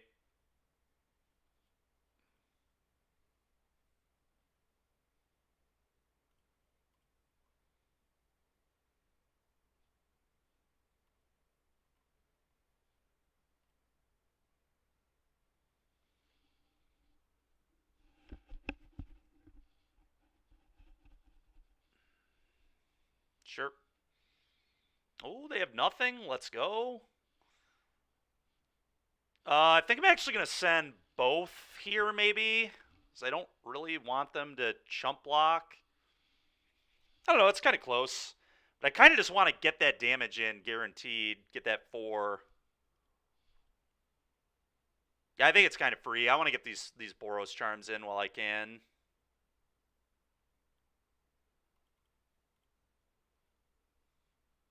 Sure.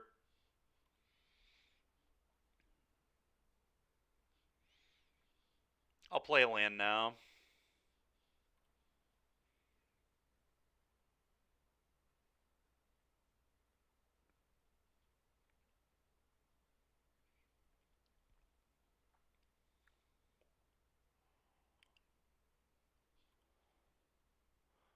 Okay.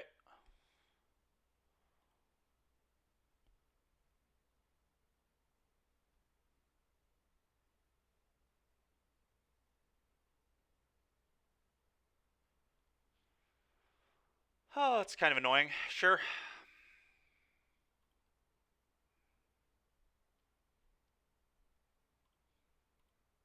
All right, well, I'm going to send Shelly. They can double block, but I have another one. That is a insane draw. Would they double block? I think it's like pretty possible. It's also possible they just try and kill me. Okay, cool. They're very nearly dead now. Go ahead.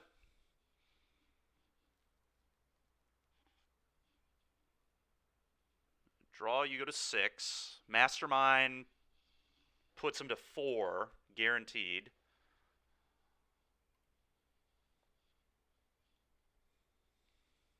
I'll take it.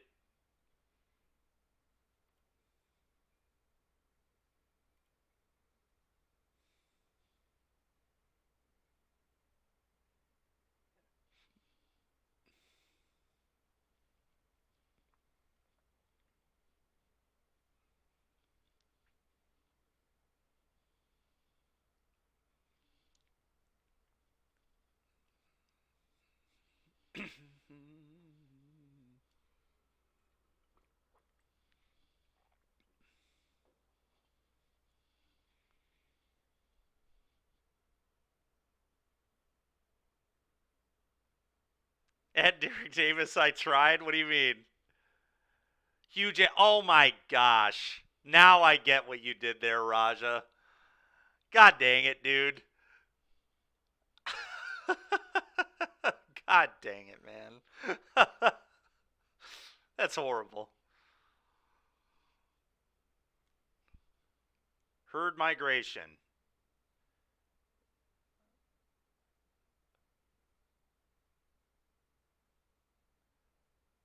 All right.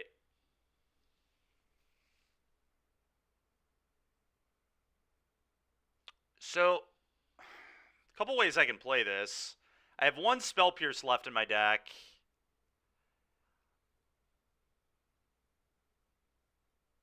I think they're just kind of dead.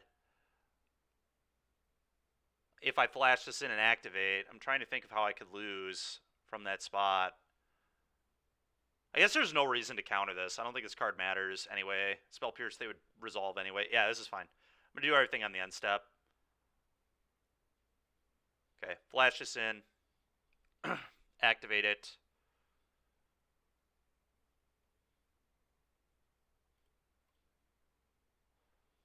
You lose 2, I gain 4. I draw 2.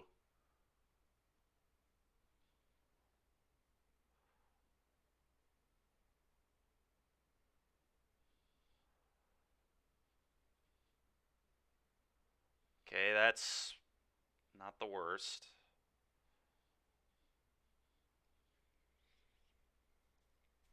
Is attacking with Shieldred free? It's actually not, right? It's not at all. I just play this and pass. Or I guess I attack for 2 in the air, obviously. But then they're dead on their draw step. Gotta love that they resolved herd migration twice and are gonna lose both games where they did so. It's kind of funny.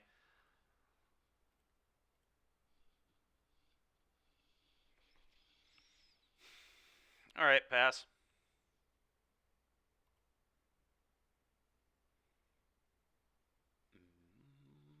All right, die. Shieldred, what a card.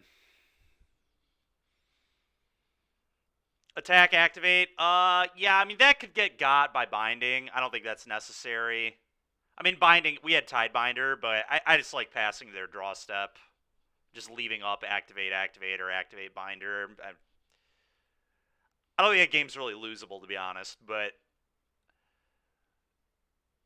I'd rather just put it to their draw step where they're dead anyway and just not do anything. And start responding to them if they do anything, rather than do something and let them respond.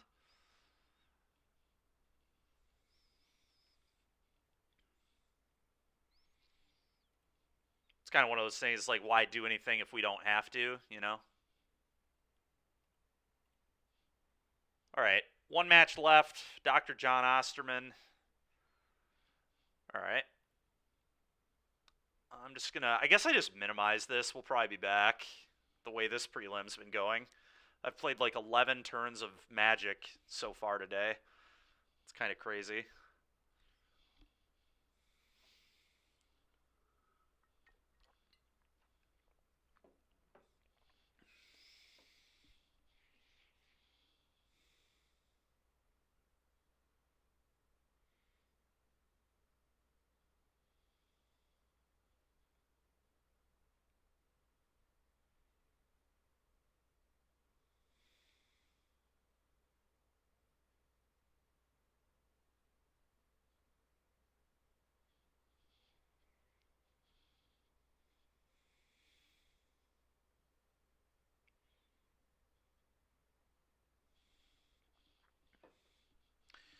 We're just gonna wait for this one. We're not gonna bother with any arena stuff right now.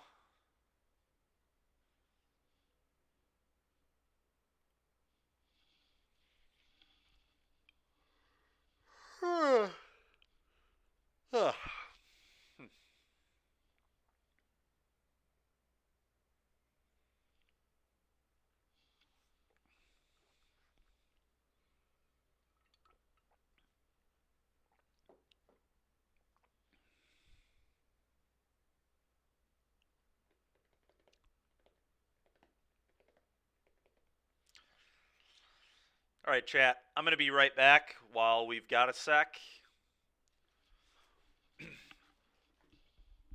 I'll be back in like 2 minutes here.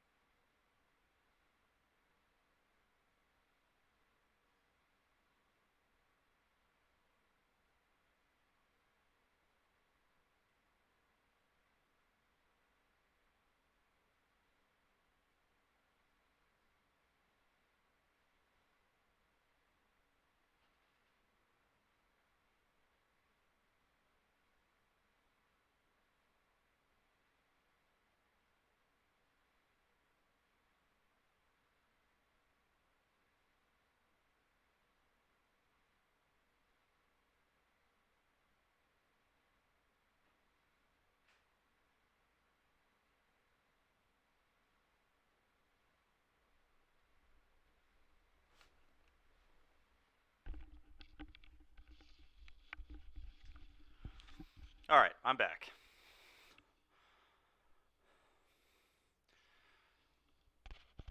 One of my cats does this thing where she just chews on plastic if she needs food, so she made it clear it was time for me to refill their bowl.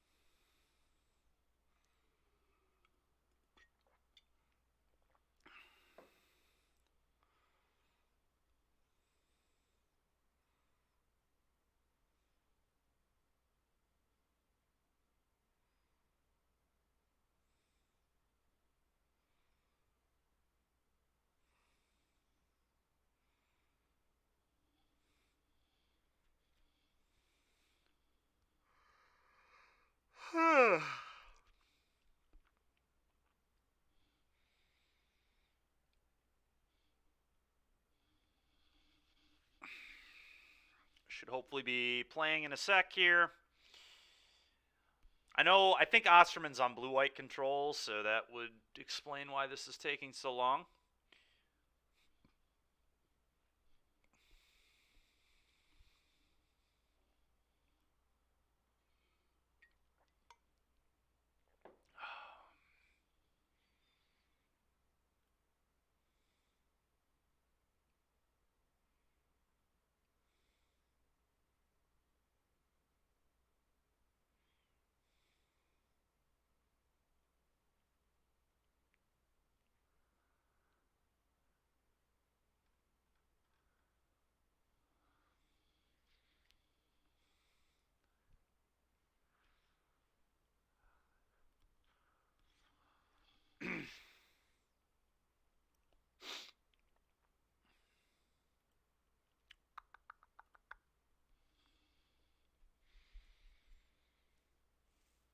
Curious to see what we get paired into in round 3.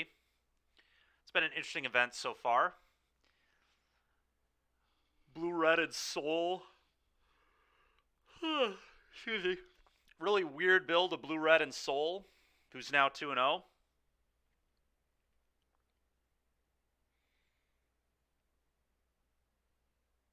Wait, is Sebastian Pozo the guy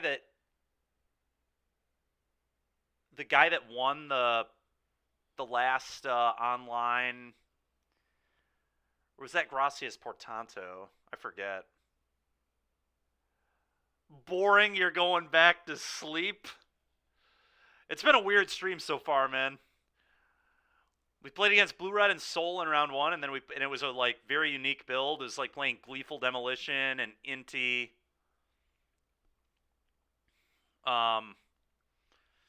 And then we got the bye in round 2, so we played a little bit of standard. We beat Domain.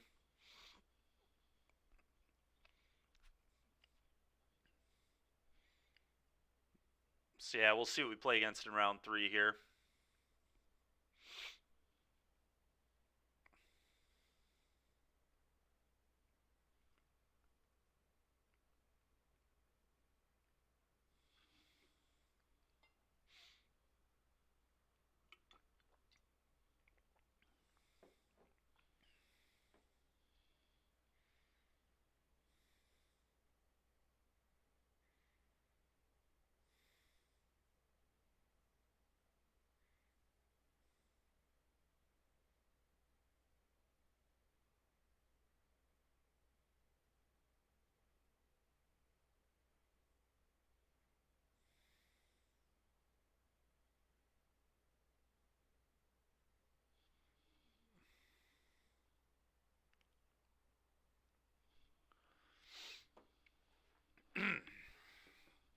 Well, the good news is they don't have much time left. 53 minutes is, I don't think I've ever seen a round go more than 55. So we're definitely almost ready.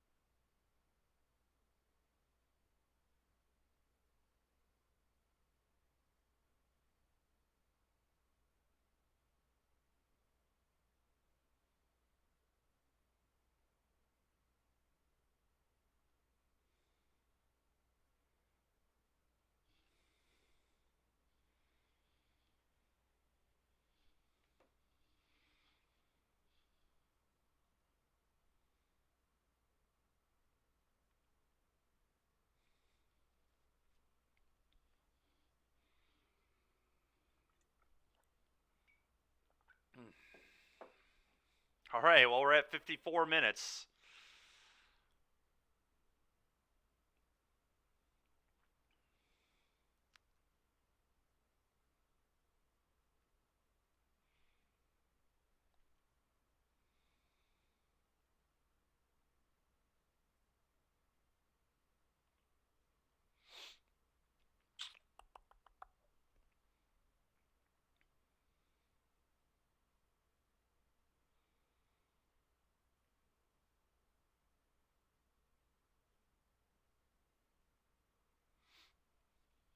So far the main deck K Command was really good, but we played against a artifact-based deck, so curious to see if it'll keep looking good. I think it's not good into Phoenix, but it's good into blue-white and good into mirrors. I expected more mirrors today because of how well Rakdos did this weekend.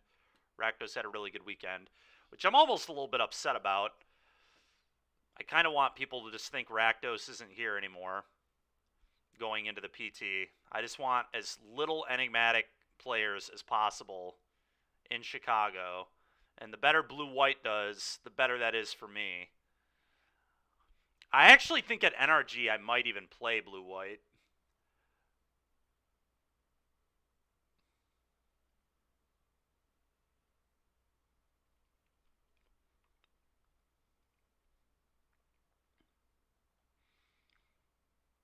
Just to try and make the data look slightly more skewed for blue-white.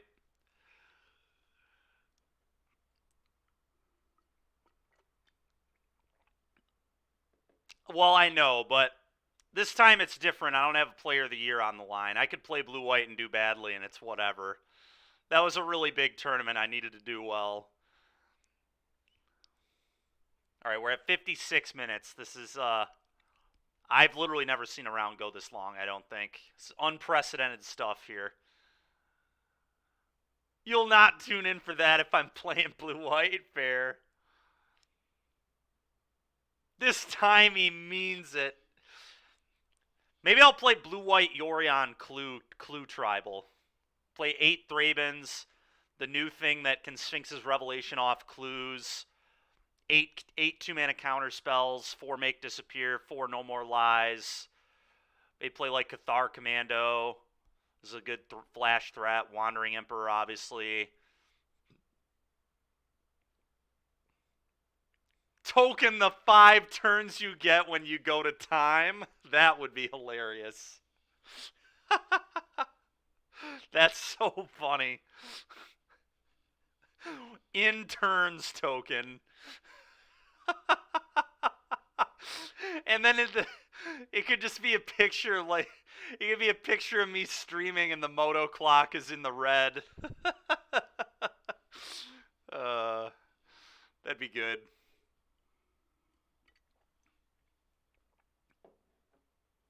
Just casually have Hops telling you to play faster? Yeah, that'd be good too. Do you always play this slow?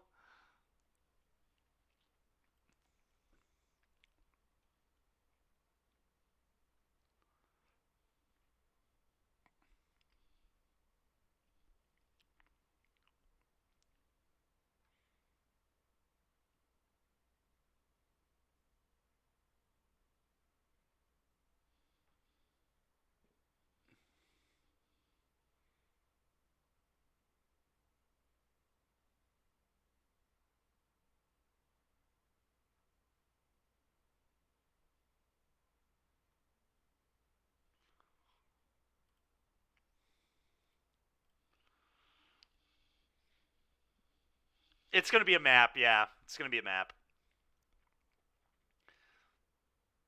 30 seconds on the clock, yep.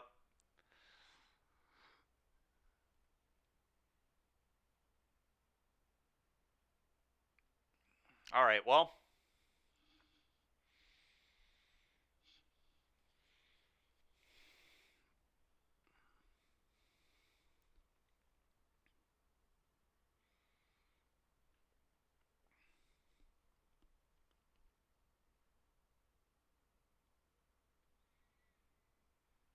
Are you kidding me? We might be playing against Izzet and Soul again. All right, well, the main deck K Commando looks sick if that is the case. Ooh, that is not a keep, unfortunately. It revealed Gigantha. It's probably in Soul. All right, this hand's fine, I guess. Oh, this hand's so awkward. I mean, I have to keep this, but it has its issues.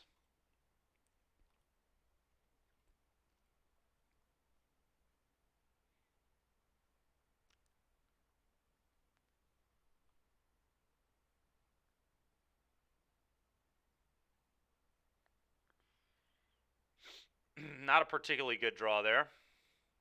Not an awful one either, though. We will need 3 lands at some point.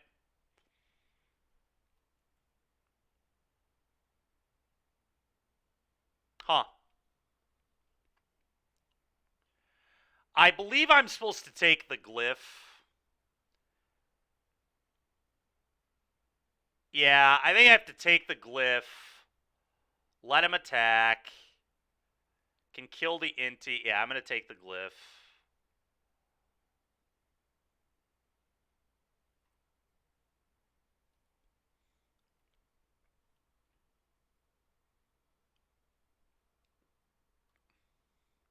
Try and pull up his deck list here, too.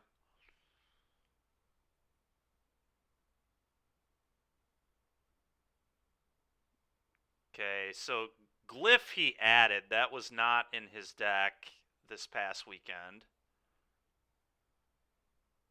when he played it. 5-0'd in a league with it. He's also on Gleeful Demolition and Bushwhacker. Okay, so this just seems to be the new way to build this deck, huh? People are just doing this now, I guess. Okay. Shrapnel Blast on top. He'll probably keep that. I don't see why you wouldn't. Really, he bins it. Okay. I guess he's just trying to play to the board right now. Doesn't want to deal 5. Makes some amount of sense. I think I want to be able to kill Inti here. So you can just play Inti, attack both, discard card here, give it a counter. It makes it a more permanent problem. I think I'm just going to pass.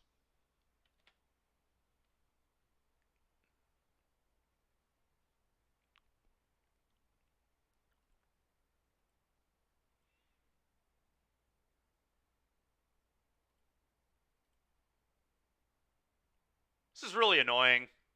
He's probably just going to pick up Gigantha if I don't kill anything, so I kind of am priced into killing the Epicure, but then he just goes Inti, play land, pass, and has blood available.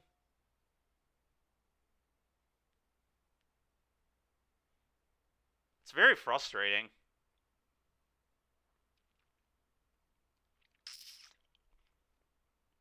I kind of need to just kill this, unfortunately. I can't really afford to just take chip shots.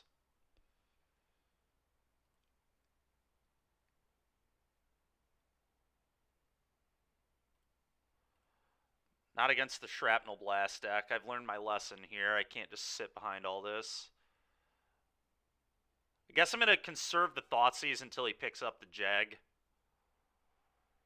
That's probably what I need to do.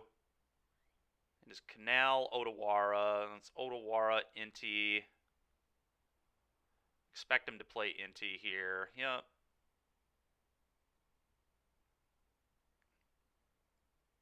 Blood's on the end step. Yep. That's exactly what I thought he'd do. Pitches the Otawara. Torch the tower. Okay, now I can't play the Harvester, but that's fine.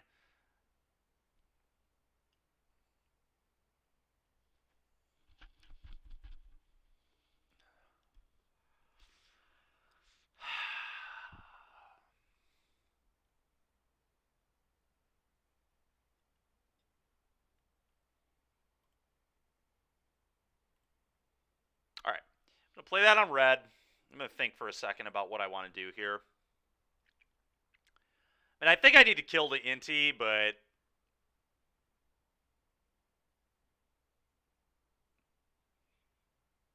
it's so awkward. I kind of want all of my cards. But taking 3 is also very awkward versus the Shrapnel Blast deck.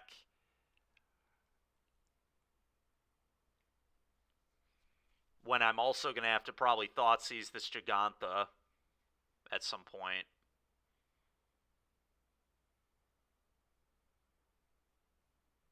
It's Torch the Tower in exile, so I just can't play this here.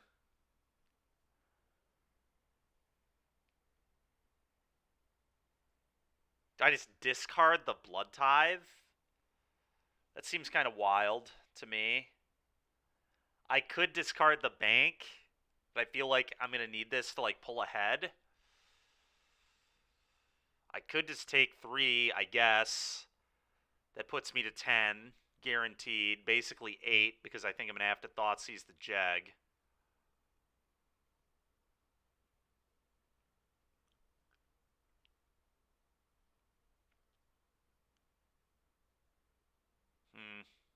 That's hard, man.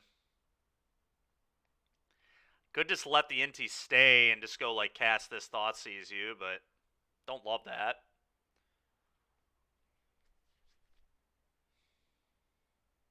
Man, this Inti was a really good inclusion to the blue-red and soul deck. This card fits, like, perfectly into this archetype. It's super annoying.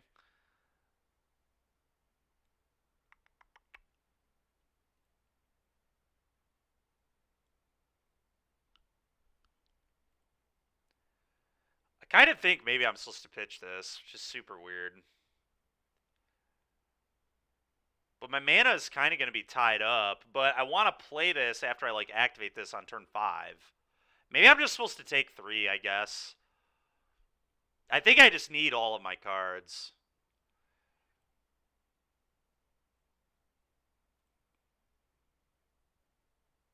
I think I need to do it now in case they're on Spell Pierce.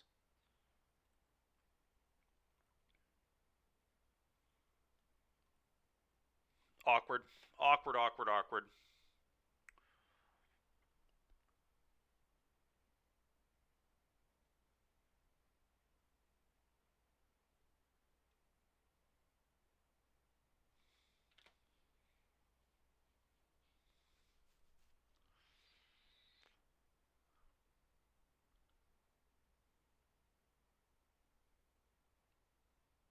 Yeah.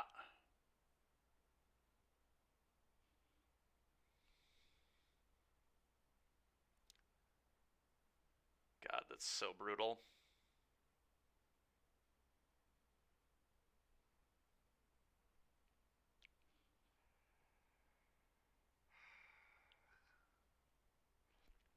I just have to draw to answers to this now. It's really frustrating. I don't feel like this matchup should be that bad for me, but I've had to mulligan, like, every game. Almost. We missed our 3rd land against Pozo. All my cards keep dealing me damage in really annoying spots. Things are just not lining up very well for me. Yeah, I go to 2 now. I do think I was supposed to hold the Thoughtseize. I've used literally my only 2 answers to a Gigantha. But, I don't know, I guess maybe I should have Thoughtseized last turn, then this probably wouldn't be in play unless he top-decked it, but it's obviously really hard for me to know.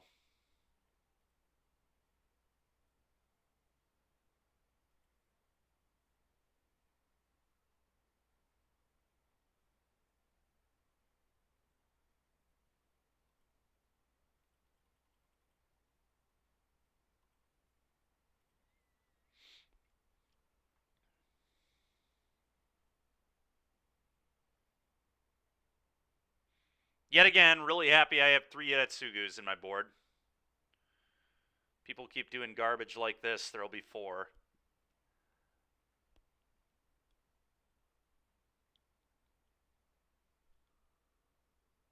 Yeah. Yeah. Death by flying, indeed. Definitely getting punished for 4 Bankbusters today as I draw another one. That's really funny. Alright, well, this game is quite over. Could have cast a Thoughtseize for information, but I don't think it's that big of a deal.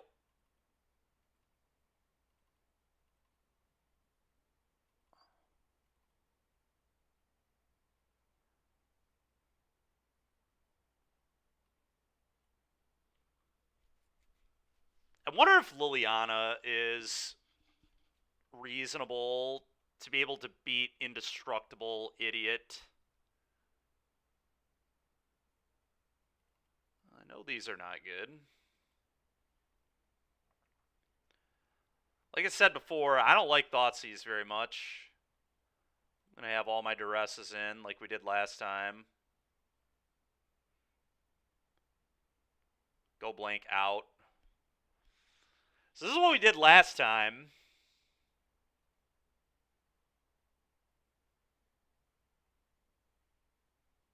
Huh.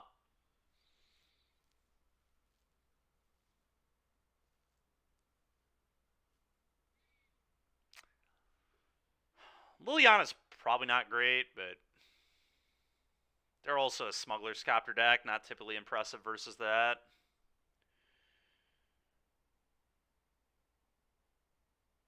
Alright, let's just hope we have a functional 7 that, like, doesn't miss lands.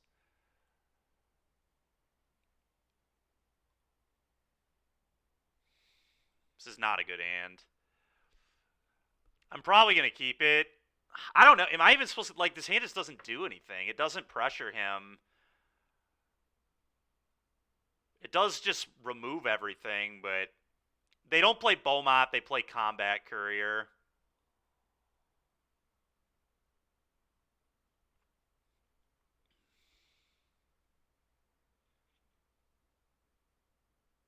I mean, they could play Beaumont too, but they're definitely all playing Combat Courier.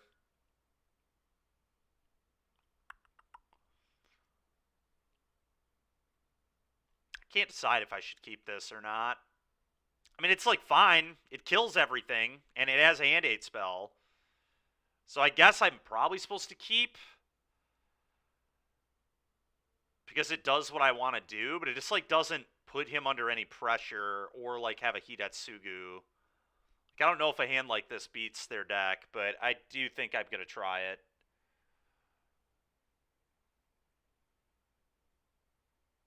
I don't think an average 6 is better than this hand, is the problem. It's hands like this that make me really regret cutting Bankbuster and wonder if maybe that's incorrect to not have any in my deck. This is like exactly what this hand wants.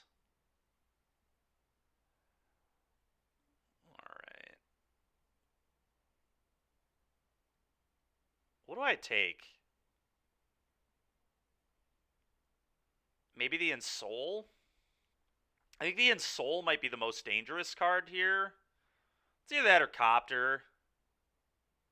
I could just take Copter, I guess. Because if he Ensouls, I have Push for what he Ensouls onto. The danger, though, is if he draws a Darksteel. The problem is then we're on the draw. It would have been best to leave him in here on the play. I think I'm certain I want none on the draw, but I think on the play maybe I'm supposed to still have like 2. You like Copter Heater? I think Ensoul's more dangerous because he could just top deck Citadel is the problem. That's a very good draw. All right, well. That's quite good. He can torch it, but it's going to give me a lot of value. They just torch this off, to be honest.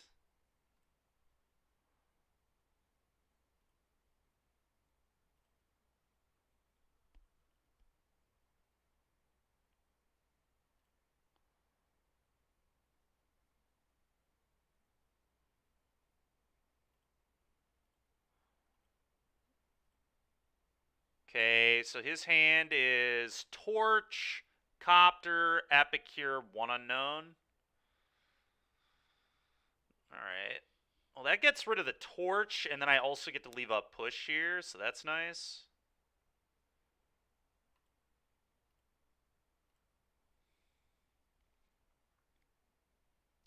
Another Copter, huh? I might just take the Copter, I guess. Yeah, that's fine. I'm going to take the Copter.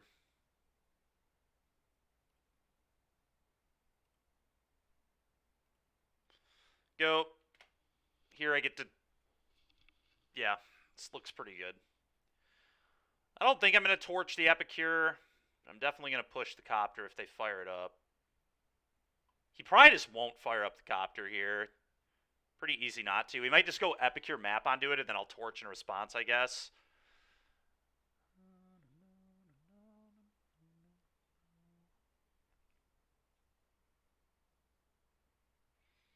This Ensoul deck looks really cool.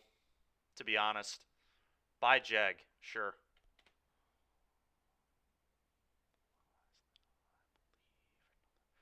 All right, well, I'm going to rip your torch now.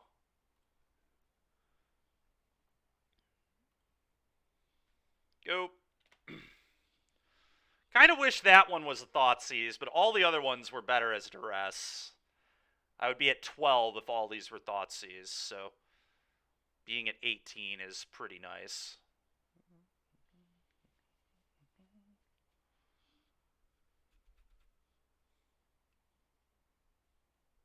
Yeah.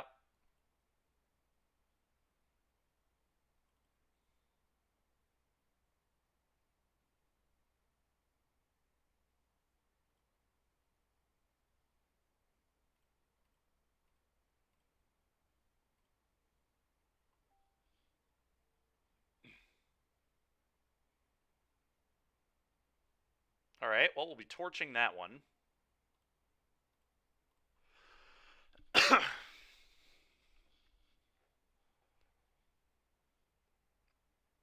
That's pretty good. I think I was going to do this.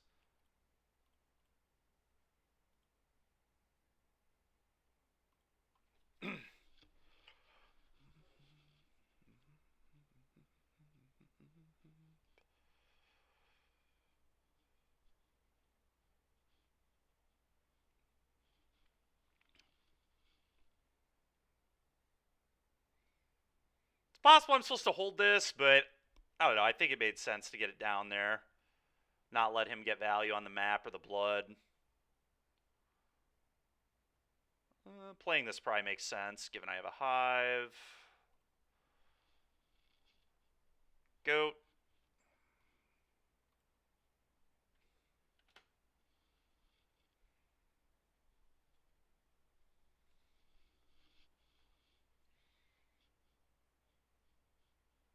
I see.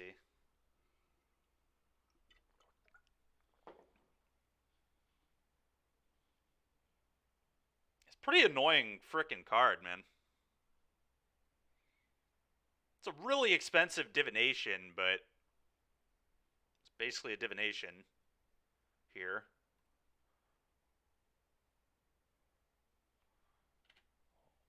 Wow. That doesn't count as casting a spell, right? I don't think it does. Nope. Alright, another Hidatsugu is kind of cool, I guess. Would have preferred an untapped land, but we'll take it. I'm a little worried about just losing to a Jag. That could still happen, theoretically. It's not likely, but it's possible. Definitely something I'm worried about.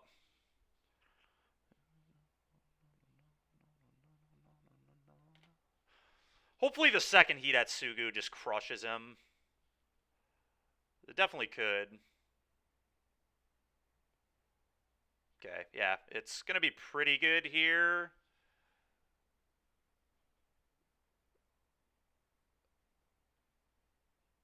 He does get to trigger this stupid thing, Discover 3.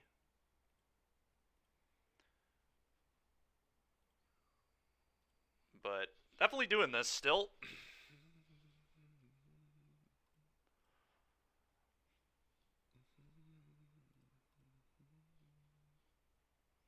Oh, nice. He has to just put that in his hand. Get to eat the Epicure, trigger the Vessel. I think opponent's probably dead, but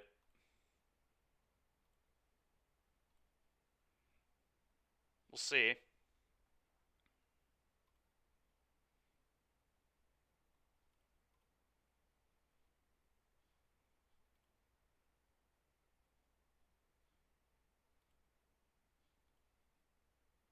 I'm gonna take this end combat stop off for now. All right, go ahead.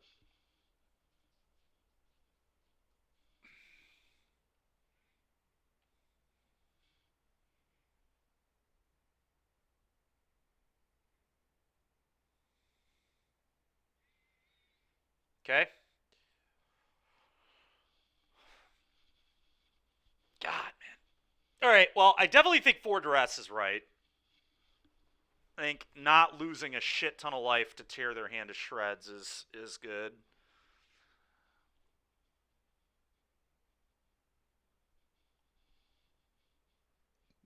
Wondering if I want to change anything else. I don't think I do.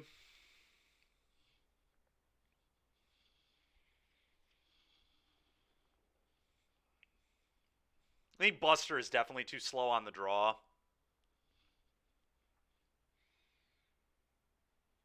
I don't know. It's interesting. I could maybe see one or two, but I think the cut would be like Harvester, but Harvester I think is important to like have a blocker early.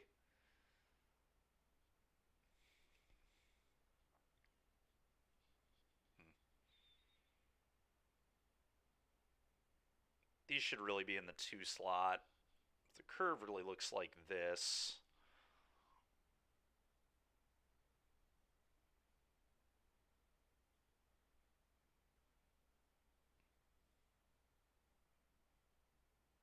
Wonder if there's any world where I like shave Fable for 2 Bankbuster.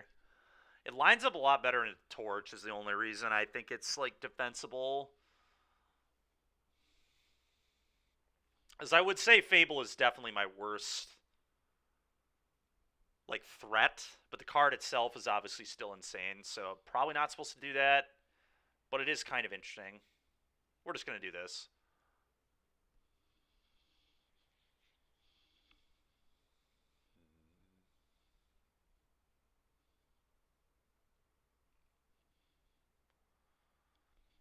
I'll keep.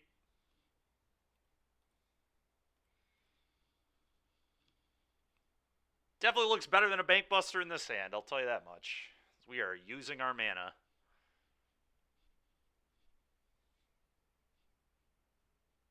Yeah.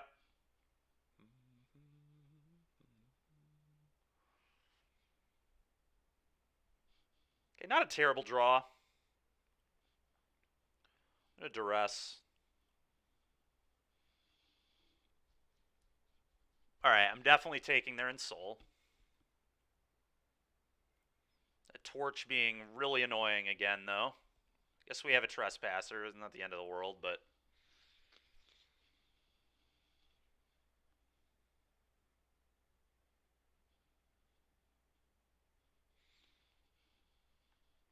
What a rip, dude. This top deck is that? Come on, man. Alright, land go. I'm ready to miss a land again.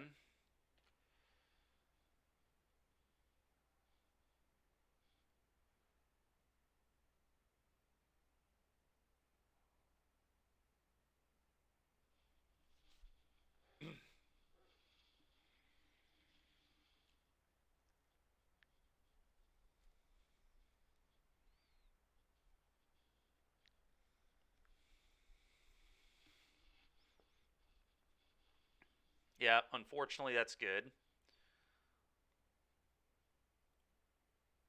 God, man. Literally everything's going right for this guy. Top deck Copter, map hits land. It's so frustrating. It's insane. If I miss a land, I'm going to be fuming. Yeah.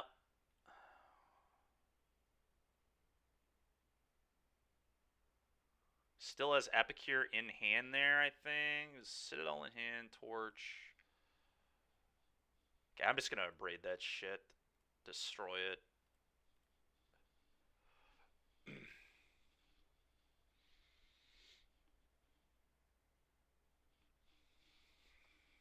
At least I've got Torch for the Combat Courier. This is like kind of nice. Okay.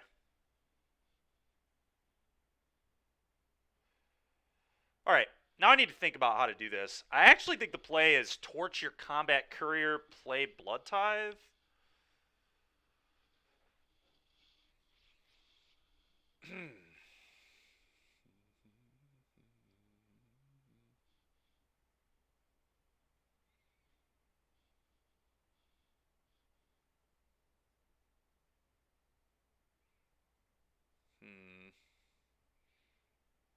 Could also just play the Fable, then they Torch the Goblin. I don't like that. Yeah, I think it's Torch your Beaumont.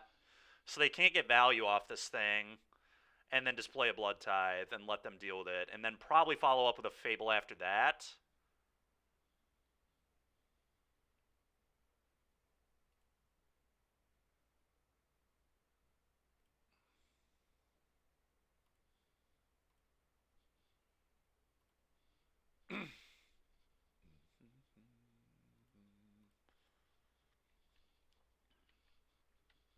Go.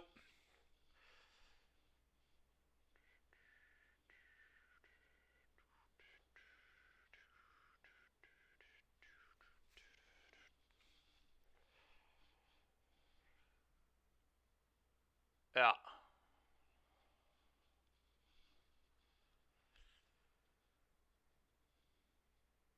Yep.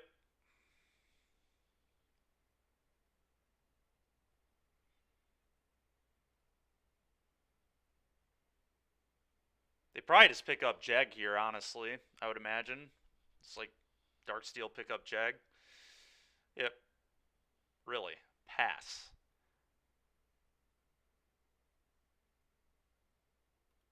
They have one unknown. I mean, I'm just gonna. This is kind of weird, but I think I'm gonna play this land because I feel like they have a Stubborn Denial. They could have a Spell Pierce, I guess, too, but I'm gonna want the fourth land anyway, so I may as well play around Stub. Like, what else do they have here that they didn't pick up Jeg? I mean, it could be another Torch, I guess.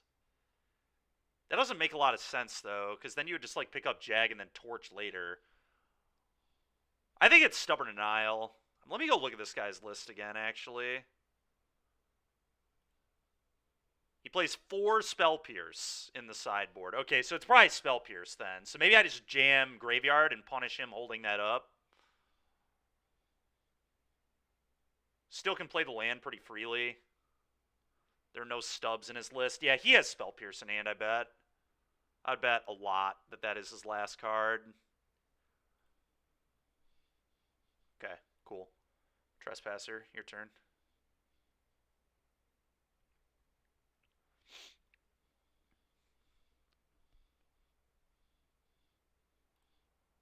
I'll eat the Copter, I guess.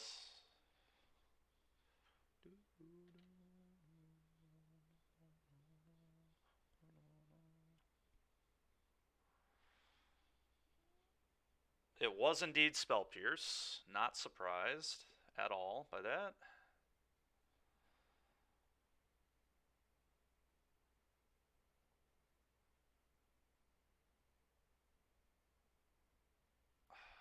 Okay. Thing's indestructible. It's pretty annoying. Yeah.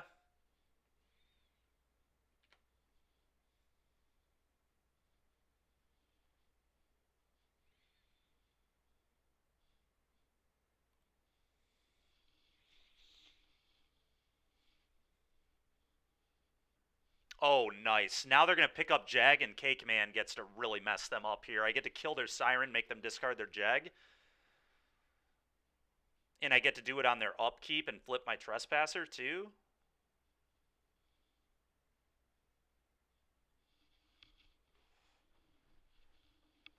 Although I don't even... Is it worth it, flipping him? I think it is. Instead of stopping their upkeep here, I'm going to attack. I'm going to do it upkeep.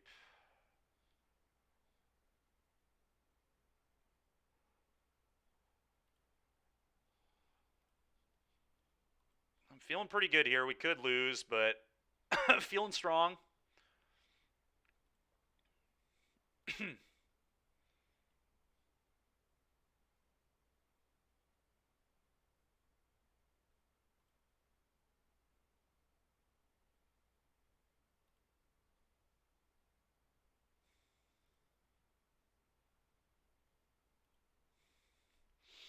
Go to his upkeep.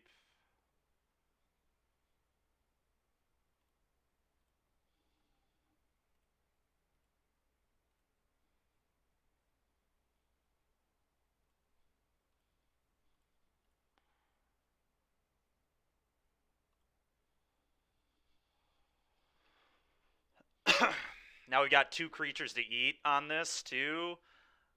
Go ahead. I'm not going to use blood here. I want to save that for after my Ludon Fable, I think. I also think playing this is, like, pretty real, to be completely honest. Because I might want to play around Pierce here. Okay. Alright. That's fine. Now I don't have to play around Pierce, which is great. We'll see if he chumps or if he just takes the 6. I am going to let him have the option to chump, for sure.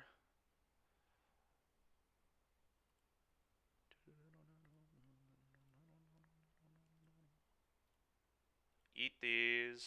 I don't know that he can afford to chump. I think he just has to take. So he's just feeding the glutton.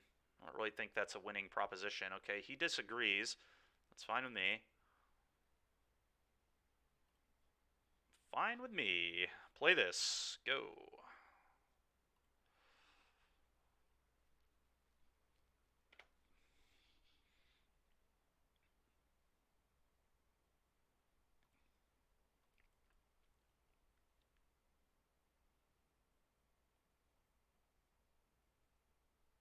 Okay. Where this game will get really interesting is if my opponent finds a way to animate a Citadel. I'm going to let him attack. Okay, he chooses to not attack. It's fine. So he wants the blocker. That's a good draw. I'm just going to discard the land.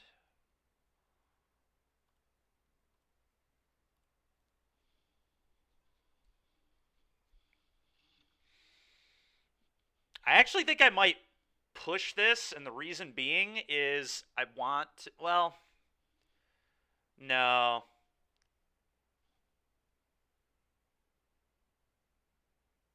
I'm going to double spell here regardless. So let's just attack. I'm going to stomp and then play this.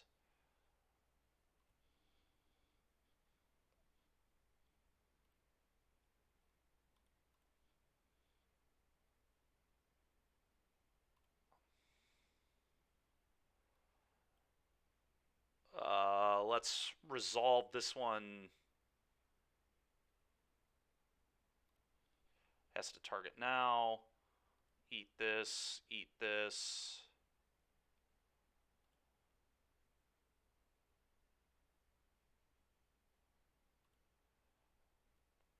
The reason I did it this way is if my opponent has Torch, they were probably trying to set up a block Torch situation, which now I did not allow them to set up. So even though it looks a little funny with how I played this, I did have my reason. Okay. Because now I get the treasure that I wouldn't have otherwise gotten because they would have just probably torched that. Okay, well, they didn't have Torch anyway. I'm going to cast this bad boy. Go ahead. And now I think even if they find a way to animate their indestructible stuff, they're going to die. I'm going to keep the land in hand to loot, to the blood.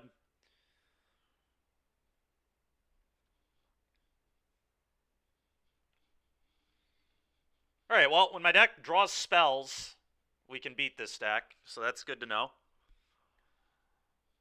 Draws spells, doesn't miss land 3. I would say our opponent's draws were pretty above average in a lot of spots, too, so a lot of things went wrong for me in those games, and we still won, so it's nice. All right, well, all we've played today is against Blue, Red, and Soul. I did not assume that was going to happen today. I'm not going to lie. Kind of weird. Kind of weird.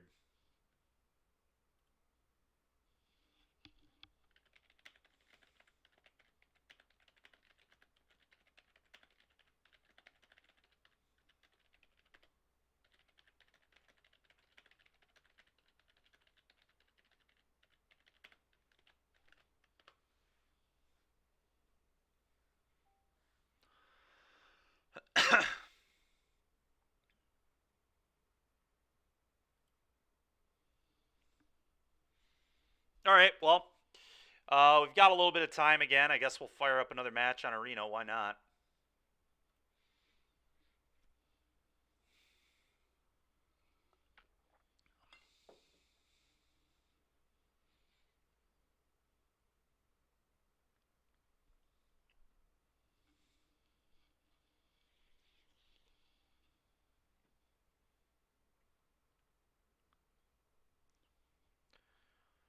Yep, hand's good.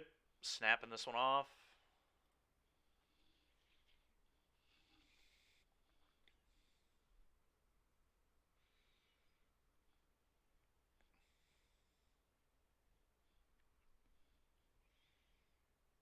Probably playing a mirror match. Yeah, no reason to not play this. I guess Schooner. Schooner would be the reason to not play this.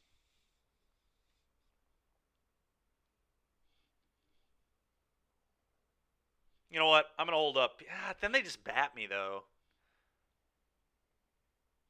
I'm actually going to wait. I think I'm supposed to wait. Spell Pierce for Schooner is just so strong.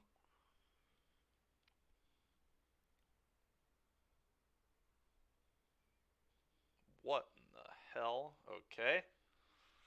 Did not expect that. Now I'm just going to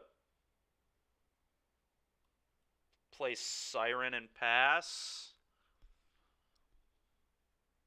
I guess. Don't want to bat into a removal spell, really. It's kind of a waste. Am I playing? I'm already qualified. I won mine last weekend with this deck, so no, I will not be. But I would play this. Probably. I do think some of the new cards are interesting. It's a Deep Cavern Bat. Alright, sure. Probably gonna... I don't know what they're gonna take here. Spell Pierce, maybe? Can't believe they let me queue. Yeah, me either, dude. I had to beat the mirror 3 times, too. You'd think someone else could beat me at my own game, but was not the case. Alright, I'm gonna bat them.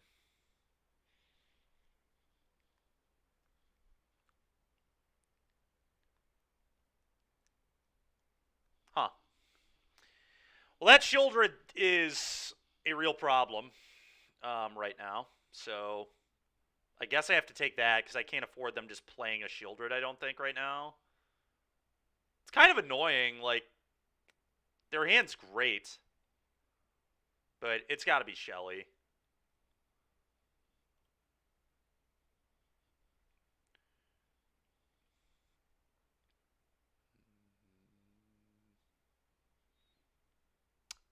I think I want to map onto this.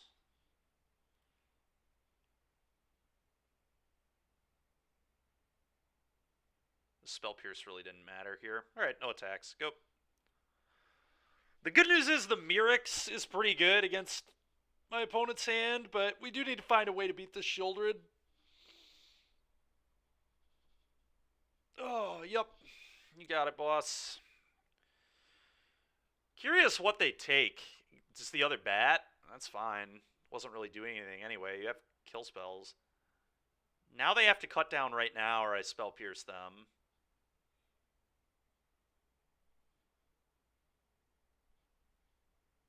Alright, well, for some reason they want to let me do the thing to them, so that's cool. Play Mirrex, go. They just want my spell pierce to be live, I guess.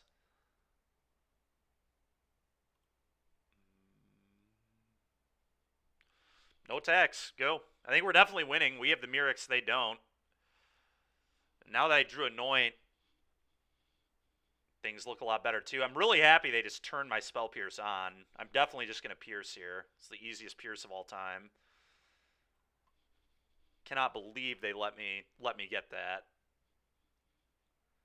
Seems very poor, to say the least. Yep, now they can't play Shieldred this turn, which they could have done had they played this better.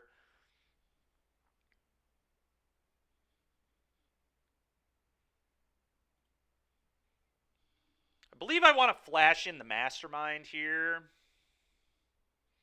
I don't really want to Anoint. I also don't want them to counter the Anoint, funny enough, so I'm just going to flash this in, see what they do.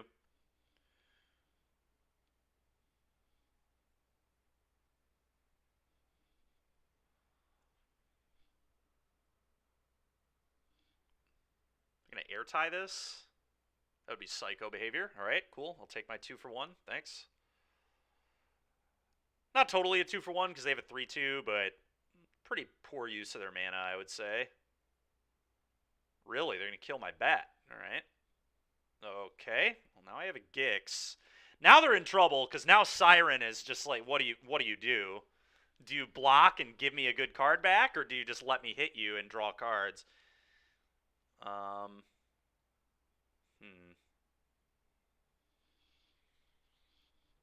I have to think about how I want to play from this position.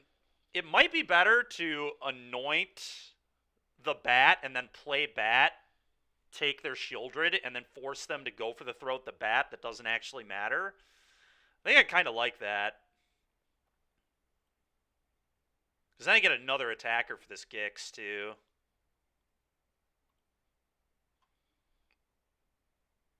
Which I'm pretty happy with. Then I get to play this Reef this turn as well. I like this a lot. That's an annoying hand. That's an annoying hand. What's the best take? Probably still the Shelly, just because of how well it lines up into my Gix.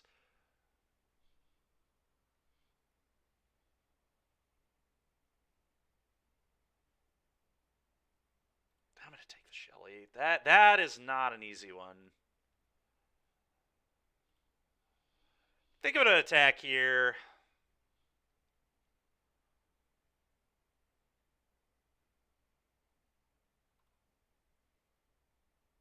Don't care if they give me a Tidebinder, and honestly, if they want to send their bat, I'll gladly take my Tidebinder back. Well, at least I'm bluffing it this way. Okay, I get to hold up, go for the throat. Kind of annoying. My draws have not been exciting either. I guess I just hold up Mastermind now.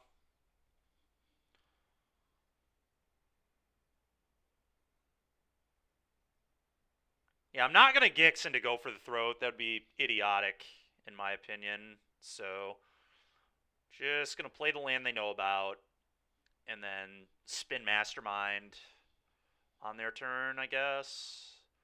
That means I'm not attacking here anymore.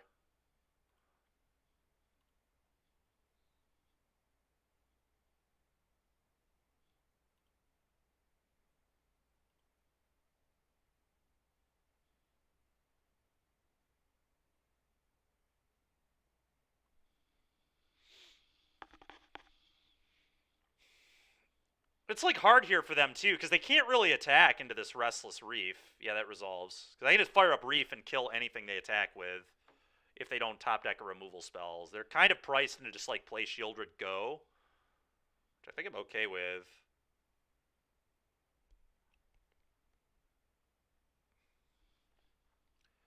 Alright, so this is really awkward. I think I'm actually supposed to let this resolve and then Mastermind. It does make Disappear way worse, but I don't want them to hit their land drop, and 2, I don't want them to be able to attack with the Schooner. The Schooner just cannot attack if this is all that happens here. So I think I just have to accept taking 4 damage and not being able to draw to make Disappear and them gaining 2 life. They also can't play a land, which I think is kind of important if I wait till end step. Weird. Very weird. But as soon as I activate, I mean, they just get to slam in. So I think I just let it go. I'm going to feel real bad if I draw one of my 2 make Disappears. That is the downside. But I have 4 go for the throats. Twice as likely I find those. I'm going to let it go. I think them getting to attack with Schooner is really sus. Yeah, that's sure. Dude, why is their mana base so terrible? Why are they playing? I guess they just don't have rares. There's no shot they're going to fire this up and to kill it with Manland. Okay, I guess they are. Cool. I will eat your Schooner. This is one of the strangest things I've ever seen. Just swinging Schooner into certain death. I will... Alright, well, I'm getting rewarded. I'll tell you that much. I'm just going to fire this up. Thanks, opponent. Appreciate you just throwing your Schooner in the yard. Go for the throat. It's pretty goddamn annoying. They should definitely keep that. Lets them double spell. Yeah. Block. Well, appreciate my opponent throwing a card into the yard. It's very kind. The Shieldred's going to be really punishing, but I mean, I just like I have to play Gix and attack. I mean, there's not really another option here. Attack with both.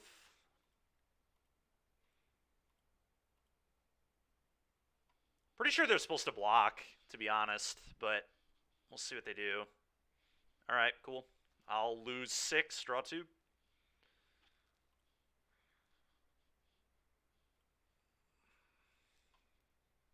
That's not a bad draw.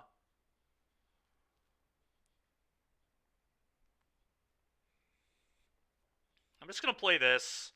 Next turn I can spin Gix if they kill Preacher, so they have a pretty real decision to make here. I imagine they'll get aggressive and kill the Preacher, but maybe not.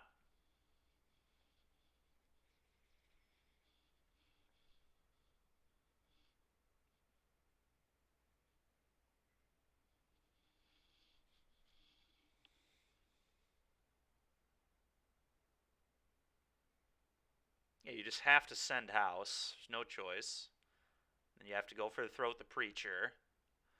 And then I have to not block and spin Gix and get pretty fortunate. I guess I could draw go for the throat too, make things interesting. Could draw a Shieldred as well. I think I have to not block. Super awkward. I'm basically committing to going to 1.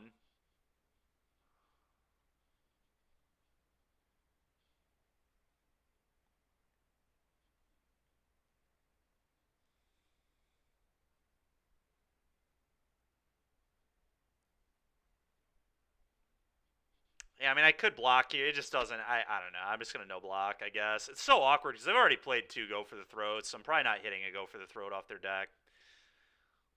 Alright, that's interesting.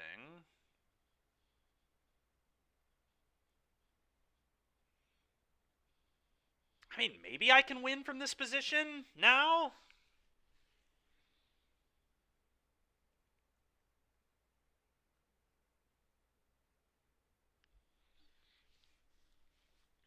I can let go, fire up Reef.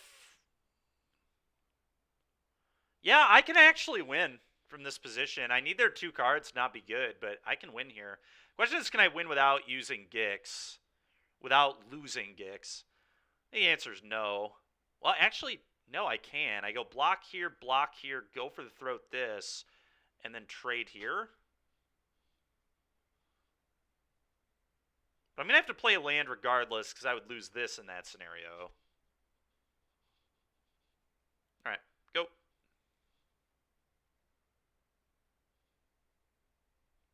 I think I'd let them attack first because I want my Tidebinder back.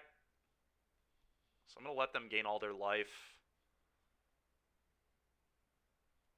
But I want them to think they have lethal.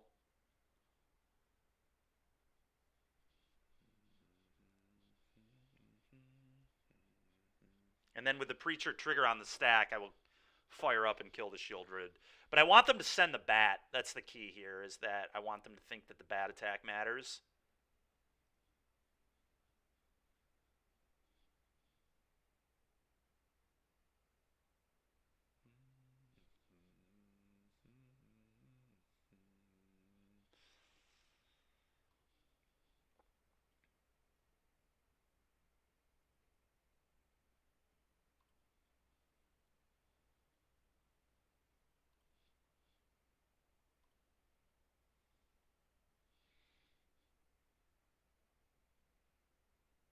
Wow, the cut down there was an insanely good draw too. Okay, let's think here. So I need to block.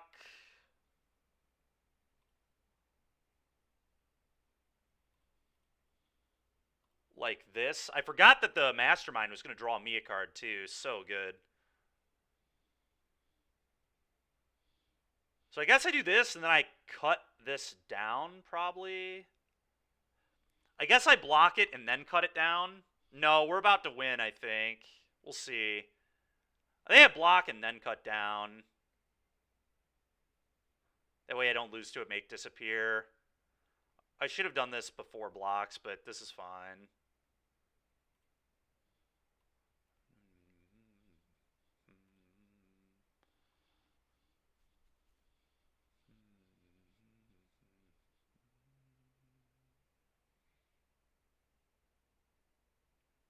Opponent could make disappear me, sure. Yep.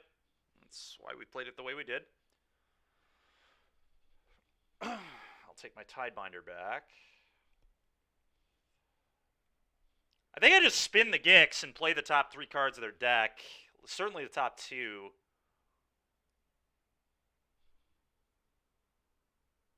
No, it wasn't.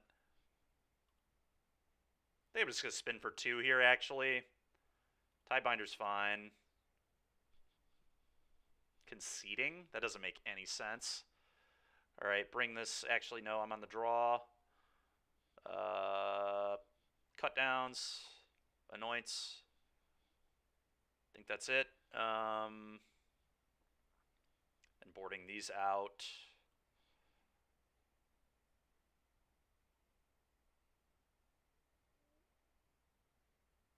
I think I'm going to shave a Preacher.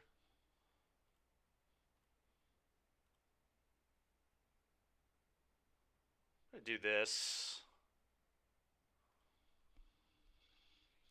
It's possible you're supposed to shave a Gix. I think it's close between the two. Yeah, that was a terrible concession. Opponents had 21-1.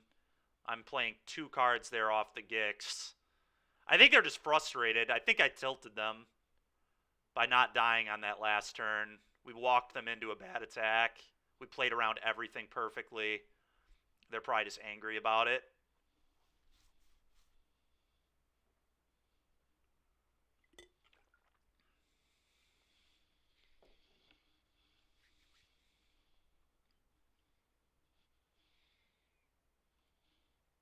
I kind of hope they rage concede the match because I'm going to have to scoop to them more than likely. But I think they might have literally rage conceded the match. Works for me. I would like the rating. So we'll take it.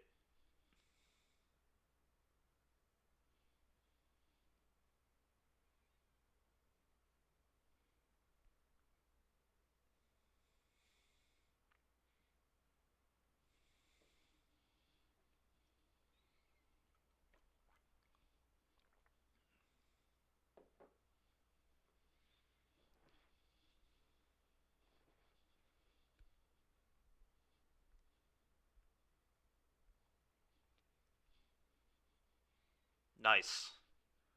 I'll gladly take it, man. They don't know what kind of favor they're doing me right now. And the next round starting in 2 minutes.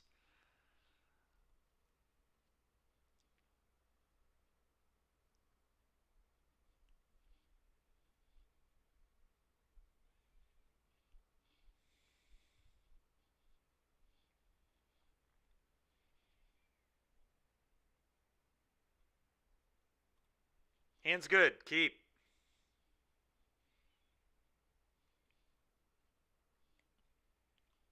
All right, well, I'm just going to minimize this for now.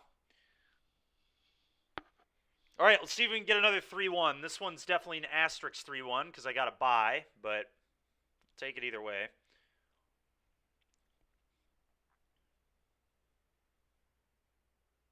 Pozo finally lost, so Blue, Red, and Soul drops to McWinsauce, who's probably on Blue, White. Makes sense. I don't know how that deck beats a temp lockdown, but it's probably not often. Certainly not in Game 1, the way those decks look.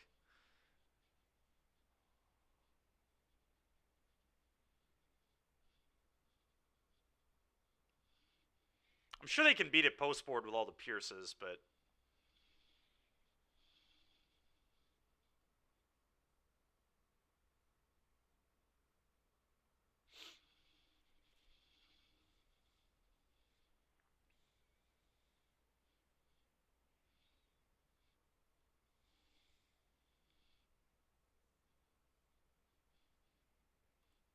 oh, victory. Let's go, baby. Victorious.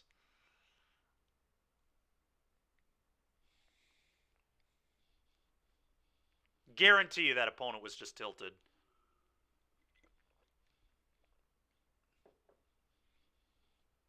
Because it looked like a game they couldn't lose, honestly. If they would have thought a little harder about the go for the throat, though, maybe they could have gotten out.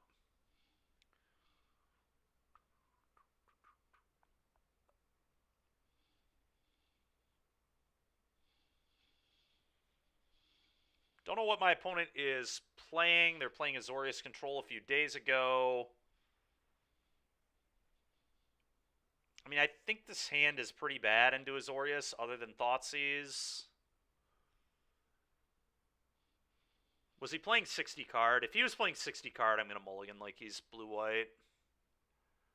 No, he was playing Yorion, so he's probably not playing blue-white control anymore, is my guess. I'm just going to keep.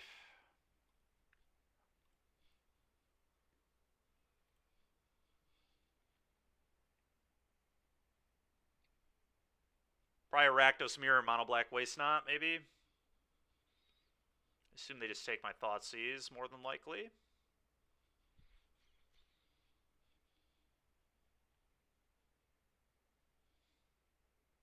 It's a frustrating draw.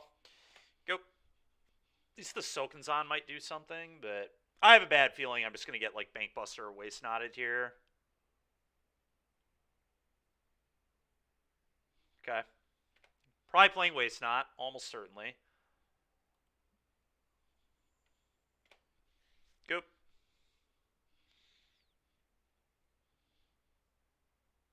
Cling to Dust. Yep.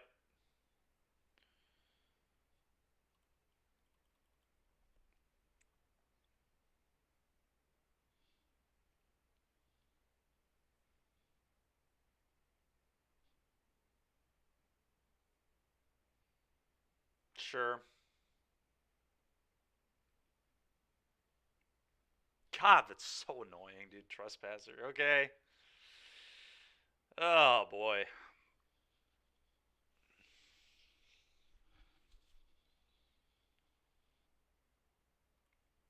I like have to kill it, too, is the stupid thing. I mean, I don't, but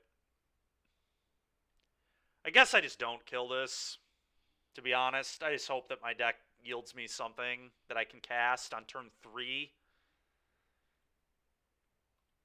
But I've got to save it for Shieldred, I think. Come on, man. I literally play 2 Shieldreds in my deck. Are you kidding me? It's just such an ass draw.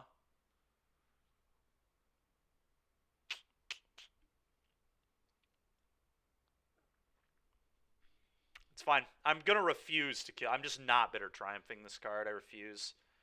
Refuse to lose a resource. I'm not walking into that. It's just so likely that they would follow up with like a Liliana or a Shieldred, and I'm just not going to let my opponent do it. So I'm just going to take a lot of damage. Okay. I can use this to chump block it for a little while, which is good. I might not even do that because then like Lily Edict deals with Shieldred, which it won't if I play Patient.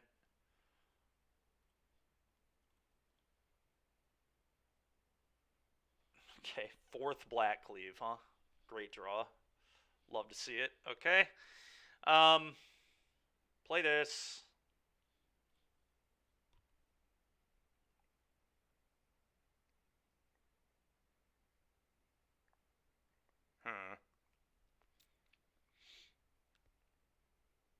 I think it is pass. I'm not playing Shieldred into a kill spell. Just will not do it. I have 5 more hand 8 spells I can draw that can protect Shieldred too, so we're just going to wait.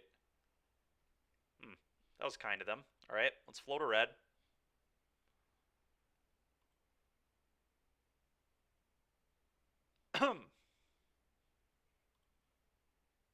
Get this. I'm going to channel this right now. I mean, they could punish this, but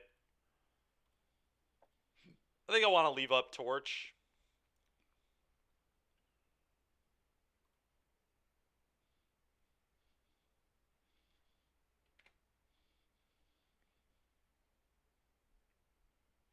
I don't even think I'm going to block here. Pretty sure I'm not.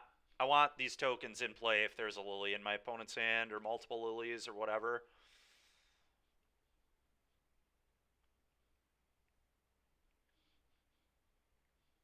Yeah. I'll take it.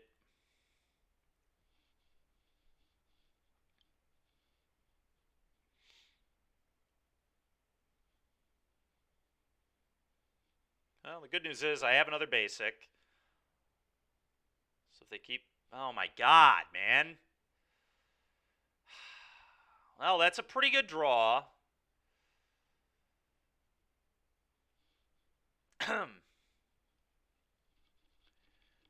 I think I have to try and establish the Shieldred, especially because I have 2.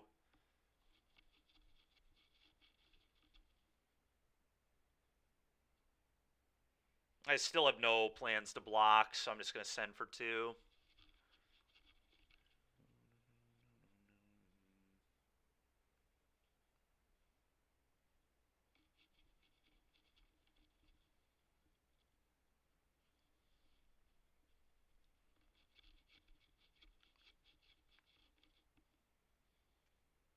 Kind of gross that they can field off the Citadel here and still activate the Buster.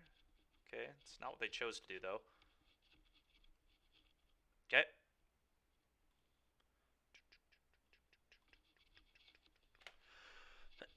To you.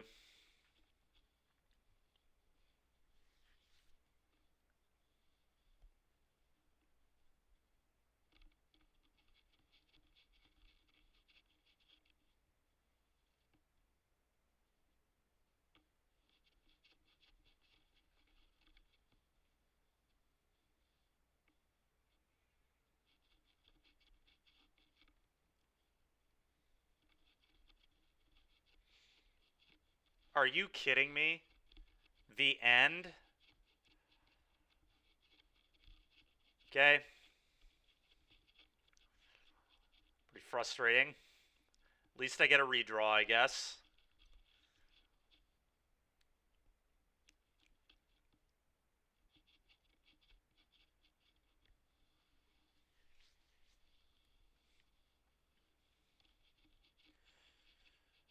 Okay, not the worst, I guess.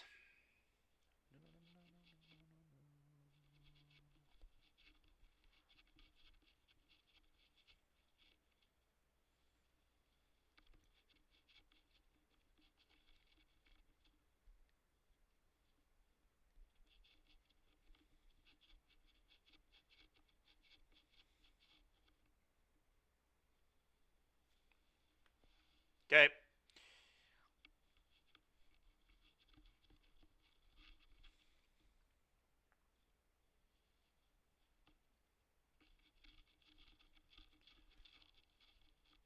It's not bad. I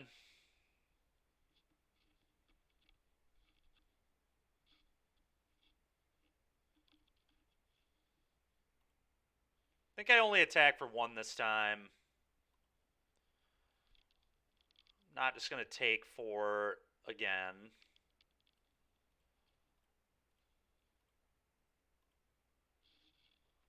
Go.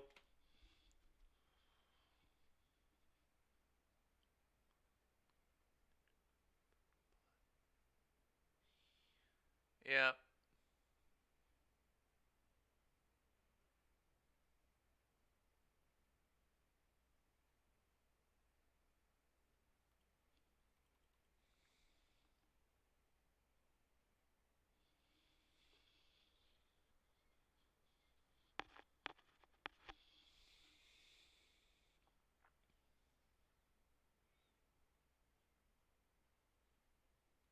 Okay. Hopefully they get greedy and, like, fire up the Buster here.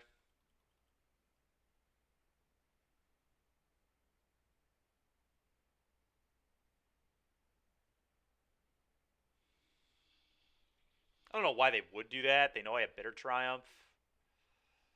Okay.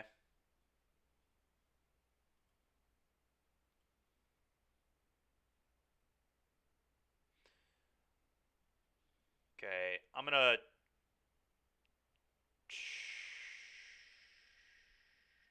Huh.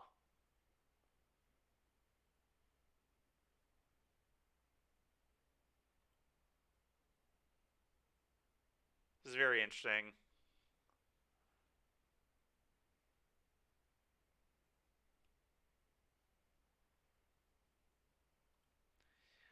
I think I just do this. And then I Fatal Push the bank.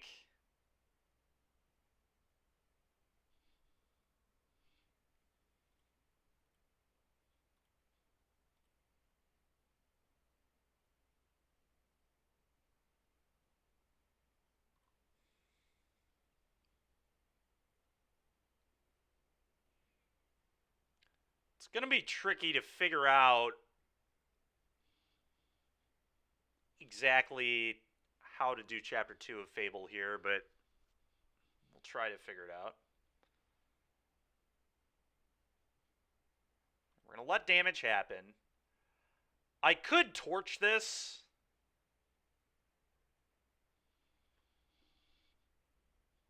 I have to lose my spirit. And I have to lose probably the go blank.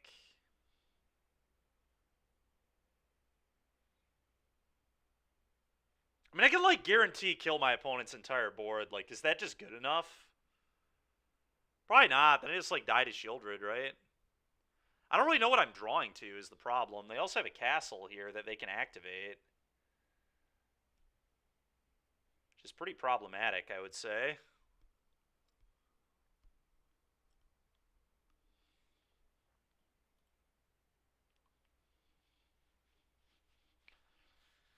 I think my out, honestly, is just like finding a double spell and flipping them both back and trying to block them. So maybe like Bone Crusher Giant plus Blood Tithe Harvester, or like my own. Yeah, alright, we're gonna untap. Alright, we're discarding that and we're discarding probably Torch.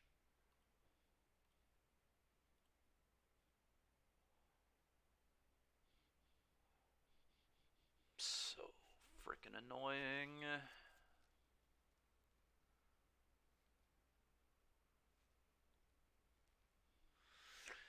Okay, combat.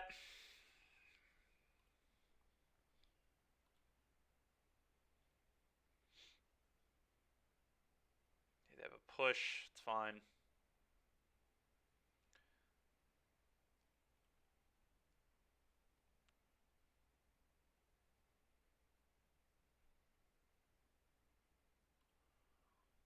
Will not attack. Go blank you. Actually, hold on. I'm going to push them first.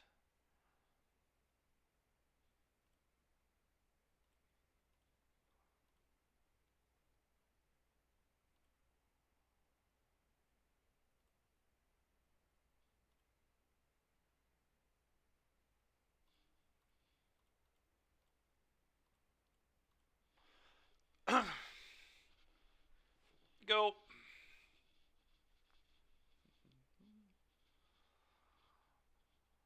Get rid of that cling to dust, so that's pretty nice. Go ahead. I'm like way behind, but I mean we could come back. Shieldred not being in my deck anymore sucks too, but I mean I'm just like drawing a Bankbuster away from being right in the game. It's a classic. I have 4 in my deck, can't find one. My opponent probably plays 2, and they of course had theirs, but whatever.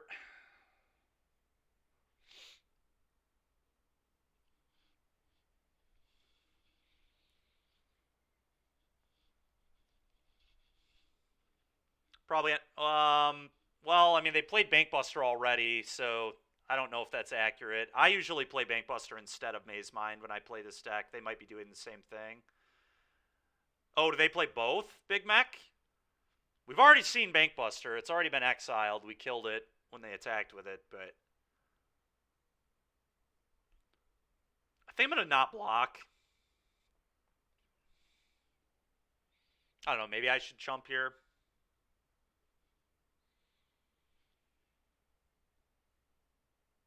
I'm going to not block.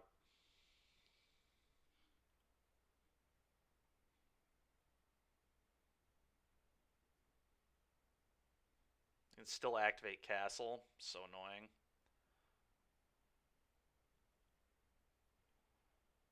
Alright, so I have to upkeep, lose 3, kill this, pray.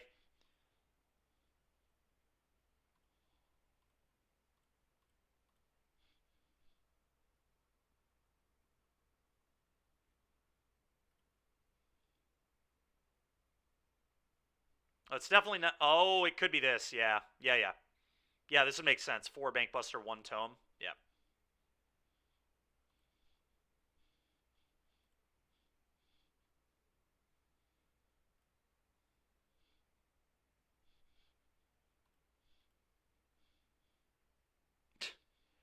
And my draws this game were just awful, to be honest. All right, let's concede this.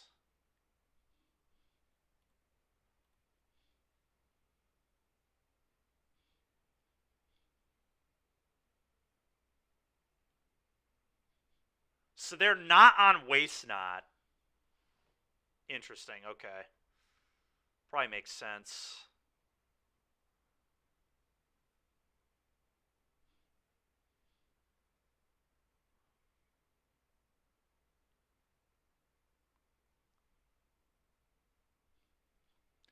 Pretty cool deck, I'm not going to lie. K-Command, a Braid. So I want to treat them a little differently than I do most mid-range mirrors, I think. I need to figure out how I want to do this. Bone Crusher looks awful into their deck. I'm going to cut these. Go Blank looks pretty good. I actually might want Liliana to Edict their Trespassers. Duress I don't typically like either, but because they're on like 5 artifacts that draw them a bunch of cards, I might want them.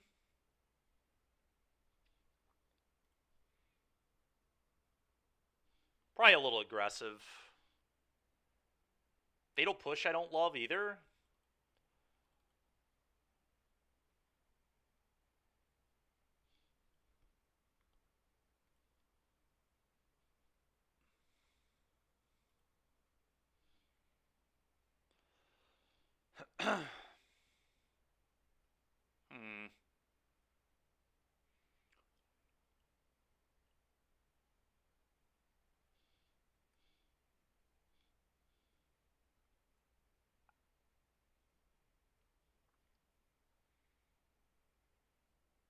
I might just do this, I guess.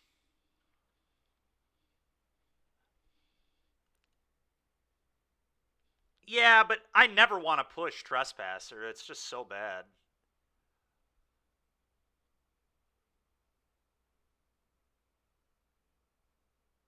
I feel like their artifacts are just so important, Mac. I don't know. I guess I am on the play, so I get to play mine first.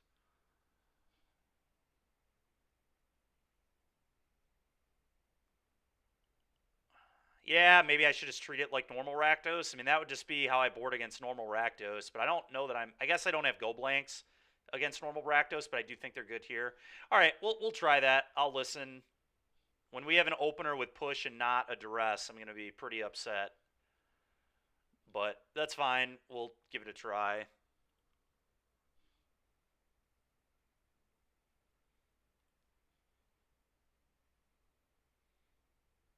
Well, I'm going to keep. This is probably better than third hand 8 spell. I'll give you that.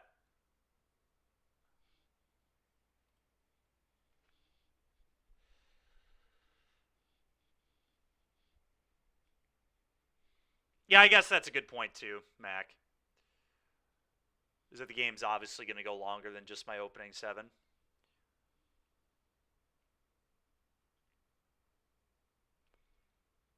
On the draw, maybe we change it. Because on the draw, I think them having a tome or a buster is just such a big deal.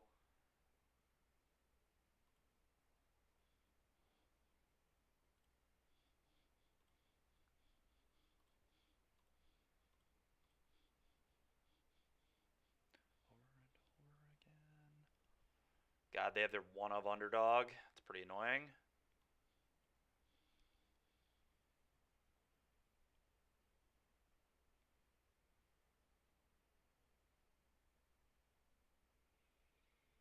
I think I just probably... kind of weird. I think Go Blank is actually maybe their best card, but I mean, I probably get to take both. There's no guarantee I get to take both.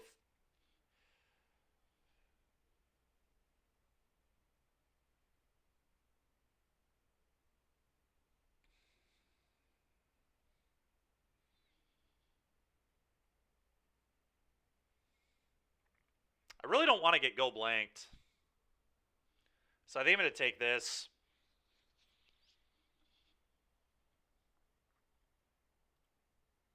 Pretty sure that card's going to be an issue.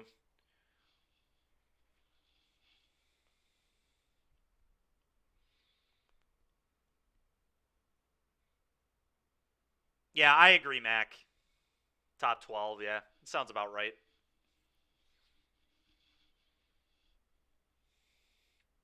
I think on the draw, I'm going to have 2 Duress in my deck.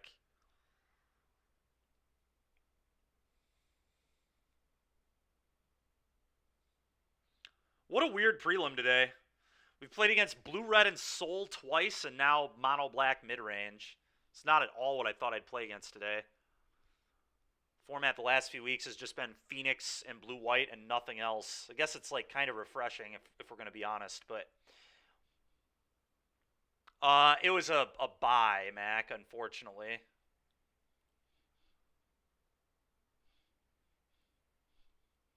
Yeah, kind of lame. Yeah, I just take their Trespasser. The Fatal Push, like, kind of blows here, but...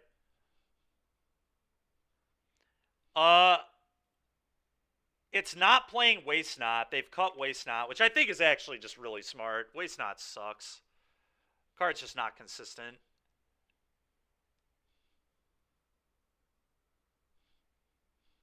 Like, the card's awesome when it's good, but it's terrible when it's bad. It's just such a high variance card. Just not typically what you want in your mid-range decks is high variance value cards. You want them to just always be good. I don't think I push this. It's pretty wasteful. Now I wish I would have pushed it, but I didn't know that I was going to draw this. That's fine. I'm just going to play Fable.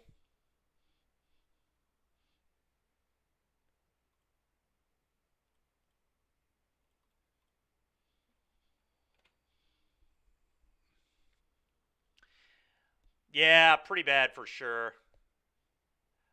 I really don't think I was supposed to push those still. Fairly certain I'm not supposed to in that spot. That's all right. We'll be okay. Oh my god, dude. Top deck Thoughtseize too to get my Trespasser now. Actually, it's tough, right? Yeah, okay. So now I still have Trespasser. That actually seems terrible, that take. Because now I just get to push this and eat it. Why would you do that? Yeah, that was awful. That was definitely not the right take. I'm like certain that was wrong. No blocks.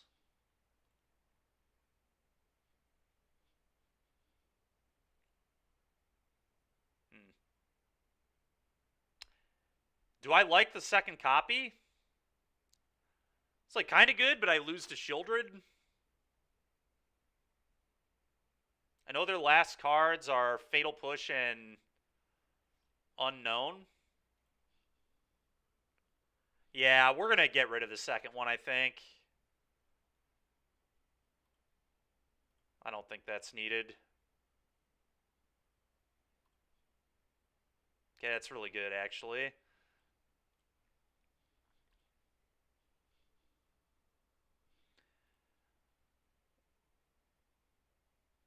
Yeah, I agree with that. I agree with that. The way they played it seems likely that they have something they're trying to protect over there, potentially.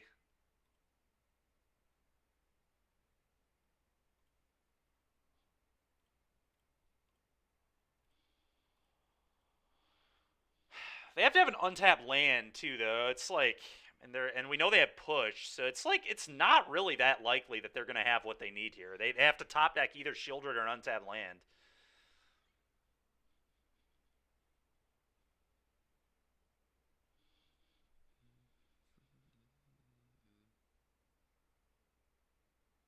Okay. Okay. They might be too far behind. I am going to play the land here, I think. Mainly because it lets me play my 4s. If I draw another land, I can just blood that one away. So I think this is pretty free. Attack. Eat your Trespasser. That's true. I mean, they can't afford to cast Go Blank here. Their hand is Fatal Put, or actually, they just use the push. So I don't know what their last card is. But they can't afford to cast Go Blank here. I mean, they're just too far behind. They, like, have to activate Bank and have a removal spell, or, like, sure, Liliana the Veil, I guess. What do I want to sack? Probably just the Blood Tithe Harvester, right?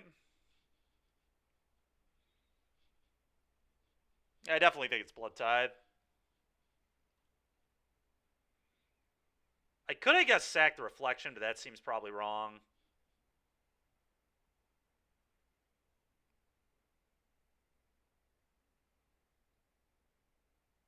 I'm going to sack this.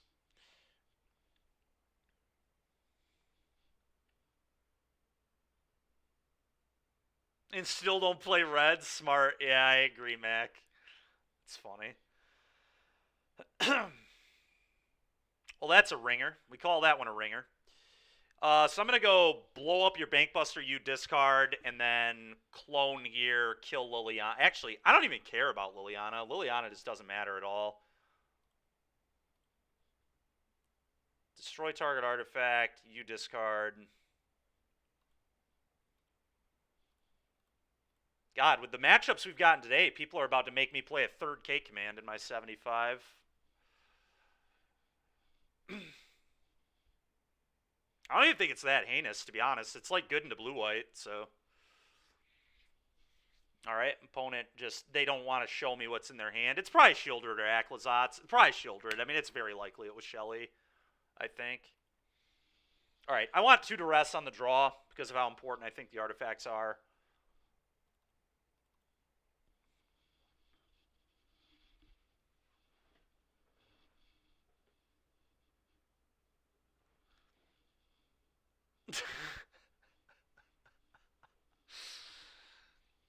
Yeah, maybe. I don't know, man. K-Command is just so busted in mid-range mirrors. It's just like the best card. What if we just play 4 Bat God? No, I'm not doing that. That's too much mana is the problem. There are like plenty of games where you like just fall behind and die.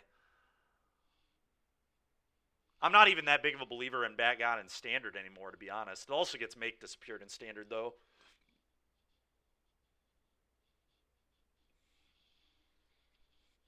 You were sad or they were sad? Because, I mean, there are some games where that card's not good enough. It is hard to beat, yeah.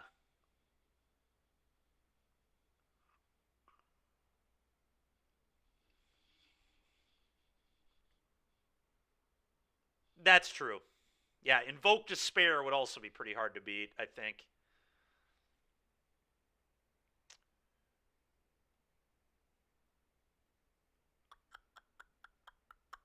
I mean, I think my cut is Fatal Push, but maybe that's wrong. I don't know.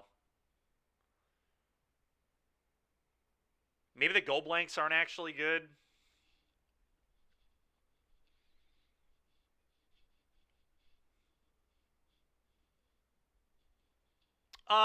Because I mean, there's real cost to that. Also, Mac, I already have a hard time boarding that matchup anyway because I have so many cards that are good against them that, like, I don't even know that I would keep 2 Bitter Triumphs in my deck post-board. Like, I would have to cut all my Bone Crushers at that point. So the mapping would be weirder.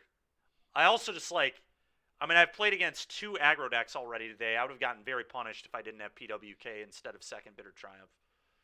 Or could have, at least. I mean, there's, like, real cost to it.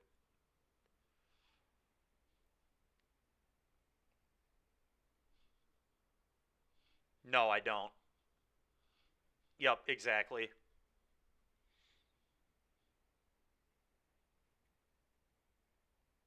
I don't know what I want to cut here. I actually think Go Blank might be bad, but we'll find out. Initially, I was going to cut 2 pushes. Let's just stay on that. But I think Go Blank might be greedy. It's hard to say. You're going to have spots where it's insane. All right, well, I'm snapping this. Sand's awesome. Just tears their hands to shred. Tears their hand to shreds and as a bank and as Croxa. And as Fable. I can't really... There's almost not a better hand I could look at, to be honest. It's almost a perfect 7. It has pretty much everything I could want. Other than a removal spell, I guess. But I have Thoughtseize, so... Don't you wish we were mono black right now? Yeah, I sure do, Mac. Dude, you're such a troll, bro. Don't you wish we were mono black right now? All right, well, they're on a mulligan, too, so the all discard hand is going to be really nice. Oh, yeah, baby. I think I duress them first here, because I only care about non-creature spells this turn.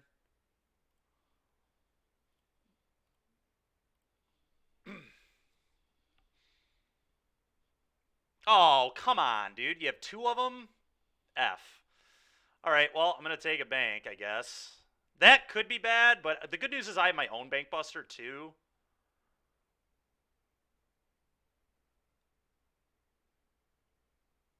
I think I'm supposed to take a bank. Yeah, I'm kind of coming around to that now, too, Mac. Maybe they don't have time for both bank busters. They only have 2 lands right now. Yeah, you might be right. Okay, sure. We'll do that. I think, going to come to that conclusion, actually, too. It'd be different if we had a way to blow up the bank buster, but we don't. Their mana is, like, kind of constrained right now, is the good news.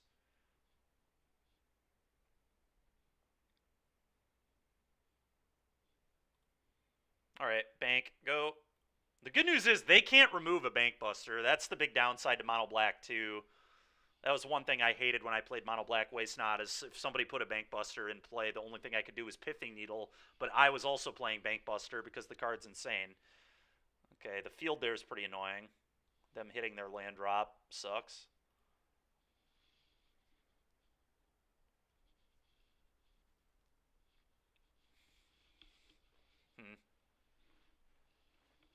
I am supposed to just Fable here, right?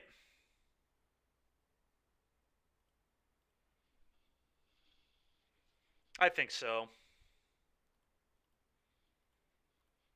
It's like, I think there is some argument to like Thoughtseize, rip the other bank buster, and then draw, but I think this puts us ahead on board.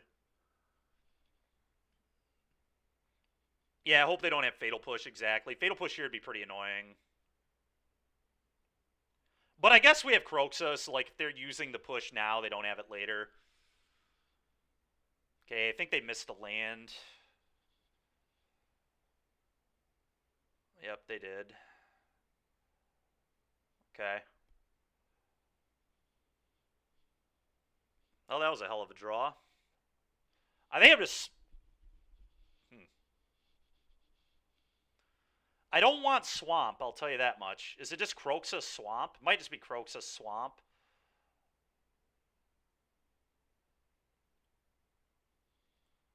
Kind of think this is where I want to go. Yeah. Now I can go Thoughtseize you, play another Fable.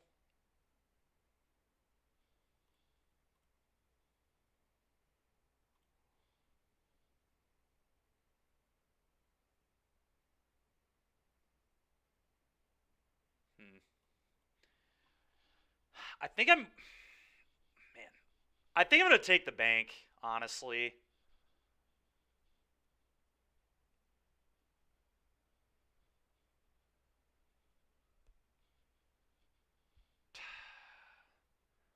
Another bank just seems really bad for me. I don't know.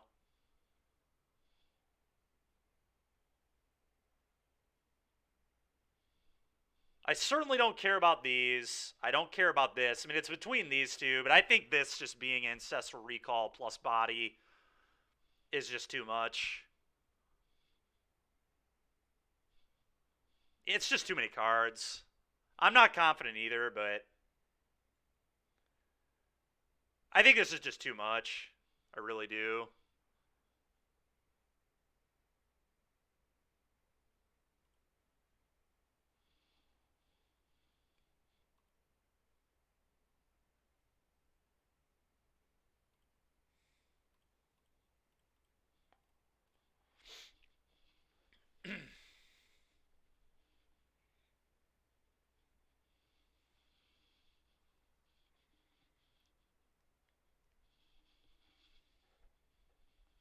Because I don't think the Invoke is even that good with the Kroxa impending. Like, I literally just Croaks of them next turn. Yeah, sure. Didn't want it anyway.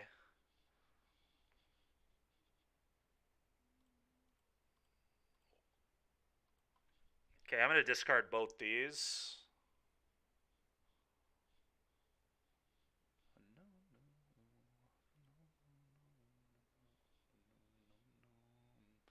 Suppose I could activate this first, but I actually might want to just fire it up and attack. I think I am just going to attack with this, actually, off the Croxa and just really put them in the abyss.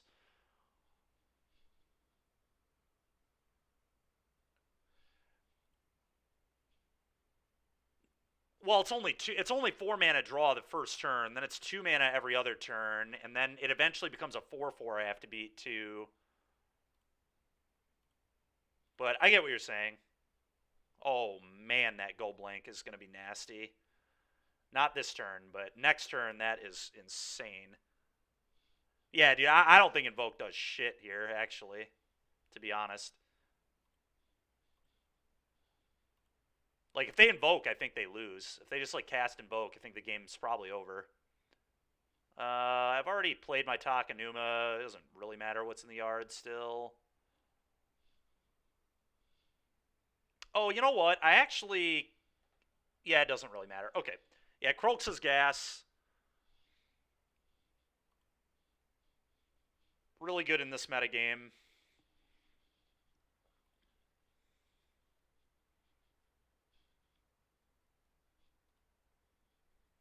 Opponent does have a treasure here. Should I play around that at all? I don't think so. We know their hand anyway, right? I know almost their entire hand. I know they have Edict, Invoke, one unknown. If their unknown was Fatal Push, like, can they even afford to push this anyway? I don't even know that they could push this. Yeah.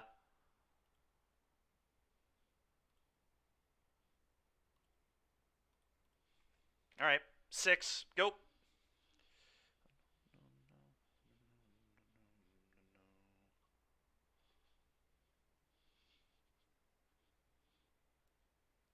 Oh, did I not play a land there? I think I forgot to play my land. It's all right.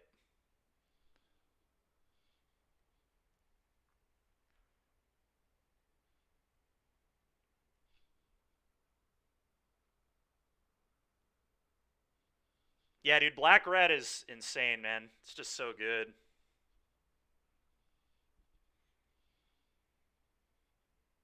Yeah, I mean, Invoke is embarrassing here. It's just terrible. They lose a mana.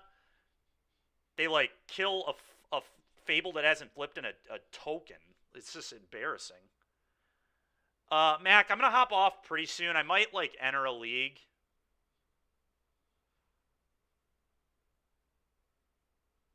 And play, like, 1 or 2 matches. I've got stuff I got to do at 3, so... Okay. Yeah, I mean, it went pretty good. I, like, made one misplay against Pozo. Pozo's the one who beat me with blue-red in round 1. But my misplay I don't think cost me. I think he would have all-out attacked and killed me anyway. I was basically down 2 life when I shouldn't have been. Bro, I don't know. It's what he's playing, though. Okay, I'm going to sack the Reflection here. It's a pretty easy sack Reflection spot.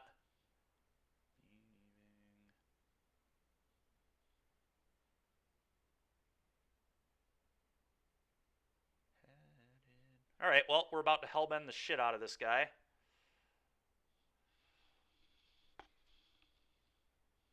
Feeling very good about this game now. Opponent not ever going to get to cast that Invoke. Really sad I didn't play this land. It doesn't really matter that much. Aww.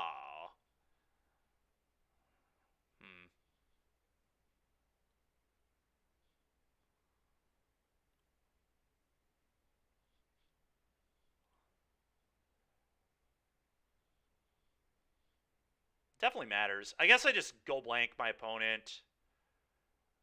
Let's we activate this first.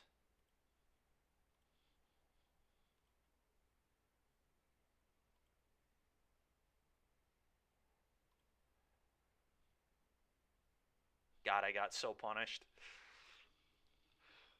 Well, I guess I just play this probably and go blank them rather than this. That way I don't spew a treasure. That's fine. Do this, go blank you. Go.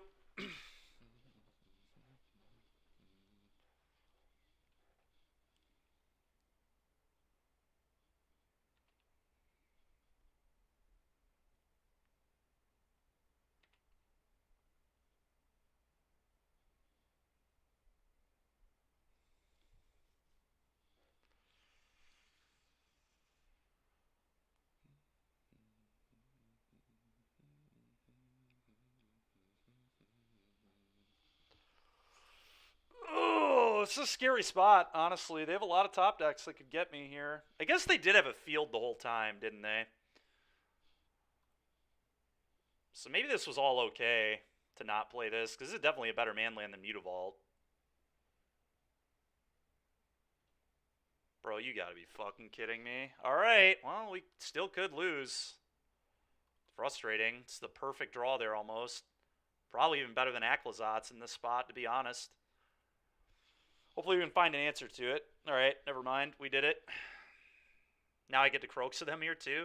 Let's fucking go, dude. I mean, it's what he... Bullshit, dude. He's a sack for drawing this. Get out of here. If he's going to draw this, I deserve to draw a removal spell. Oh, wow. Didn't crew in response. Interesting. Yeah, exactly. One player is going to luck sack, the other one gets to luck sack too. That's how that works.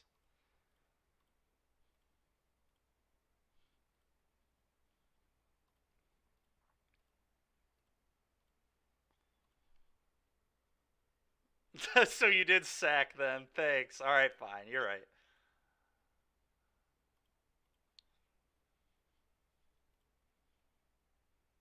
I think the play here is just crew Bankbuster and actually maybe attack all. Because if I attack all, I don't think he has an out. It puts him to a guaranteed 3, and then I have this to fire up and win the game. Has to kill this. Yeah, I think that's the right play. Crew attack all. Pretty sure opponent actually like has to trade with Bankbuster. I don't think you can go to 3 on this board. But I think they're just dead no matter what. I guess Meat Hook. Meat Hook could get them out. Which is another reason, I guess, to just block the Bankbuster. I think Meat Hook is their only out. And even then, they still have to beat the Croxa. Yep. They agree with me. Oh, yeah, and the Manland. Yeah, Meat Hook doesn't even do it. Yeah, I don't think they have an out. Aklazot is, like, interesting. Does it be an annoying blocker? All right, we did it. 3-1. Technically 2-1, but only loss being to Pozo isn't too bad. Pozo on a deck I'm not used to playing against. We definitely learned, though, after that first match, I think. We also missed our third land drop in game 2. Just, like, keep a 2-lander, don't draw third land, have all uncastables. Their out was the concede button. Yeah, that was their out of that game, for sure. All right, the question is, do we want to play Rakdos all day tomorrow, too? Yeah, they do. It's a cool deck. I have 2 Torch the Tower, which helps. Also, 3-hit Atsugu helps against that stupid shit, too. But please no. DBZ player says please no. Maybe we just chill and play standard for a little bit until I have to hop off. Problem is, I kind of need to hop off, like, very soon. I should probably, like, shower and get ready before I leave my house. Yeah. Yeah, I think I'm probably going to log off for the day, you guys. Appreciate everybody hanging out. We'll figure out what we want to do tomorrow, but I should probably, like, actually get some dew in you. No, I've got my water. Well, it's actually almost empty, but anyway. Thanks everybody for hanging out today. Appreciate it. And we'll be back tomorrow. Not sure what we're gonna play. We'll probably, honestly, we might try this blue, red, and soul deck. It looks pretty neat. I don't think I'd ever play that at the PT, but if it was like Buster or something, maybe I would. Raid Joey. All right, we'll do. Hit up Joey with a raid, and I will catch you all tomorrow.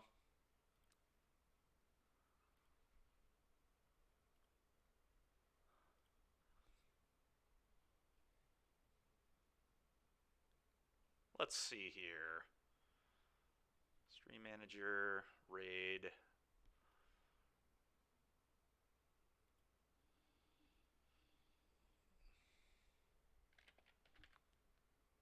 There he is. All right, everybody. We'll catch you tomorrow. Have fun watching Joey play rhinos. Looks like he's rhinoing it up. Definitely one of the best decks in Modern right now, so I don't blame him.